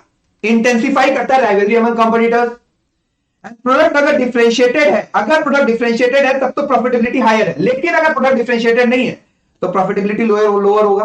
अब देखो इस तरीके से जैसे मैंने आपको बॉक्स में बनाकर दे दिया ना, इंस्टीट्यूट का मॉड्यूल खोलोगे तो स्टेटमेंट फॉर्म में लिखा हुआ है, तो वो स्टेटमेंट को याद करने में थोड़ा दिक्कत होता है स्टूडेंट्स को, तो मैंने क्या किया, इसे इस तरीके से बॉक्स में बनाकर दे दिया ताकि आप चाह कर भी ना भूल पाओ, ठीक है। तो देखो हम लोगों को 3 स्टेप समझना था। एक सेकेंड,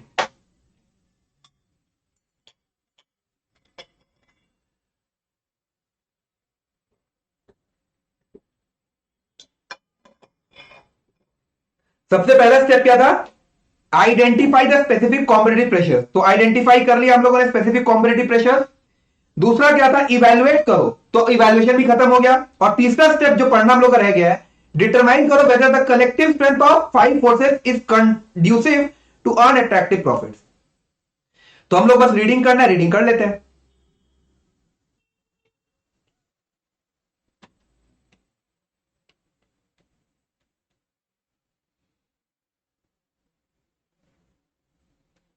द 5 फोर्सेस टुगेदर, मतलब पांचों फोर्स का कलेक्टिव स्ट्रेंथ आपको देखना है और उसके बेसिस पे डिसाइड करना है कि वो इंडस्ट्री अट्रैक्टिव है या वो इंडस्ट्री अट्रैक्टिव है या नहीं, उस इंडस्ट्री में प्रॉफिटेबिलिटी है या नहीं, उस इंडस्ट्री का लेवल ऑफ कंपटीशन क्या है, ठीक है। The strength of these forces may vary from industry to industry, ये भी लिख दो कि ये वेरी कर सकता है फ्रॉम कस्टमर टू कस्टमर, यहीं पे लिख दो। तीसरा पॉइंट एक और लिखो कि पॉटर्स 5 फोर्सेस कोई guarantee P5F, Porter's 5 forces is not a guarantee success formula.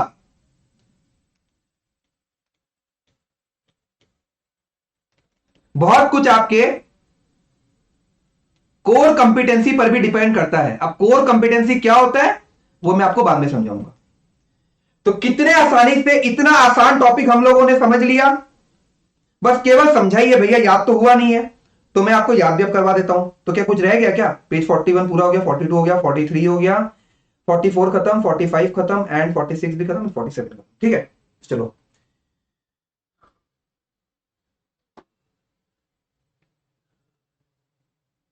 तो जितना भी हम लोगों ने समझा अब मैं उसे याद करवा रहा हूं। 4 पॉइंट क्या था, पॉटर्स 5 फोर्सेस जो है ये वैरी करता है from industry to industry, Porter's 5 forces vary from customer to customer, और कलेक्टिव स्ट्रेंथ आप देखते हो ये कोई गारंटी सक्सेस फॉर्मूला नहीं है, ठीक है। आइडेंटिफाई किए सबसे पहले पांचों के पांचों फोर्स को, bargaining power of supplier, bargaining power of buyer, threat of substitute, threat of new entrants and nature of rivalry in industry. पांचों फोर्स का आइडेंटिफिकेशन के बाद हम लोग इवैल्यूएशन में घुसे। अब इवैल्यूएशन में बार्गेनिंग पावर ऑफ सप्लायर क्या कहता है, हम लोगों से 3 सवाल कहता है। सप्लायर कौन होता है, सप्लायर वो है जो प्रोड्यूसिंग इंडस्ट्री को इनपुट सप्लाई करे। एक सप्लायर क्या क्या प्रेशर क्रिएट कर सकता है प्रोड्यूसिंग इंडस्ट्री पे, वो अपने इनपुट के प्राइस को बढ़ा सकता है, क्वालिटी को गिरा सकता है और अवेलेबिलिटी को गिरा सकता है। लेकिन ये प्रेशर वो कब क्रिएट कर सकता है, that is what are the factors that intensify rivalry among competitors. तो हम लोगों ने यहां पर 7 पॉइंट देखे थे और वो 7 पॉइंट को अपने 2 सेट में याद किए थे, 5 और 2। 5 पॉइंट क्या क्या सुनो, कि मार्केट में सप्लायर कम है, बायर्स बहुत ज्यादा है, तो suppliers are more concentrated than buyers. Supplier जो प्रोडक्ट सप्लाई कर रहा है वो एकदम डिफरेंशिएटेड है, प्रोडक्ट यूनिक है, स्विचिंग कॉस्ट हाई है, ठीक है।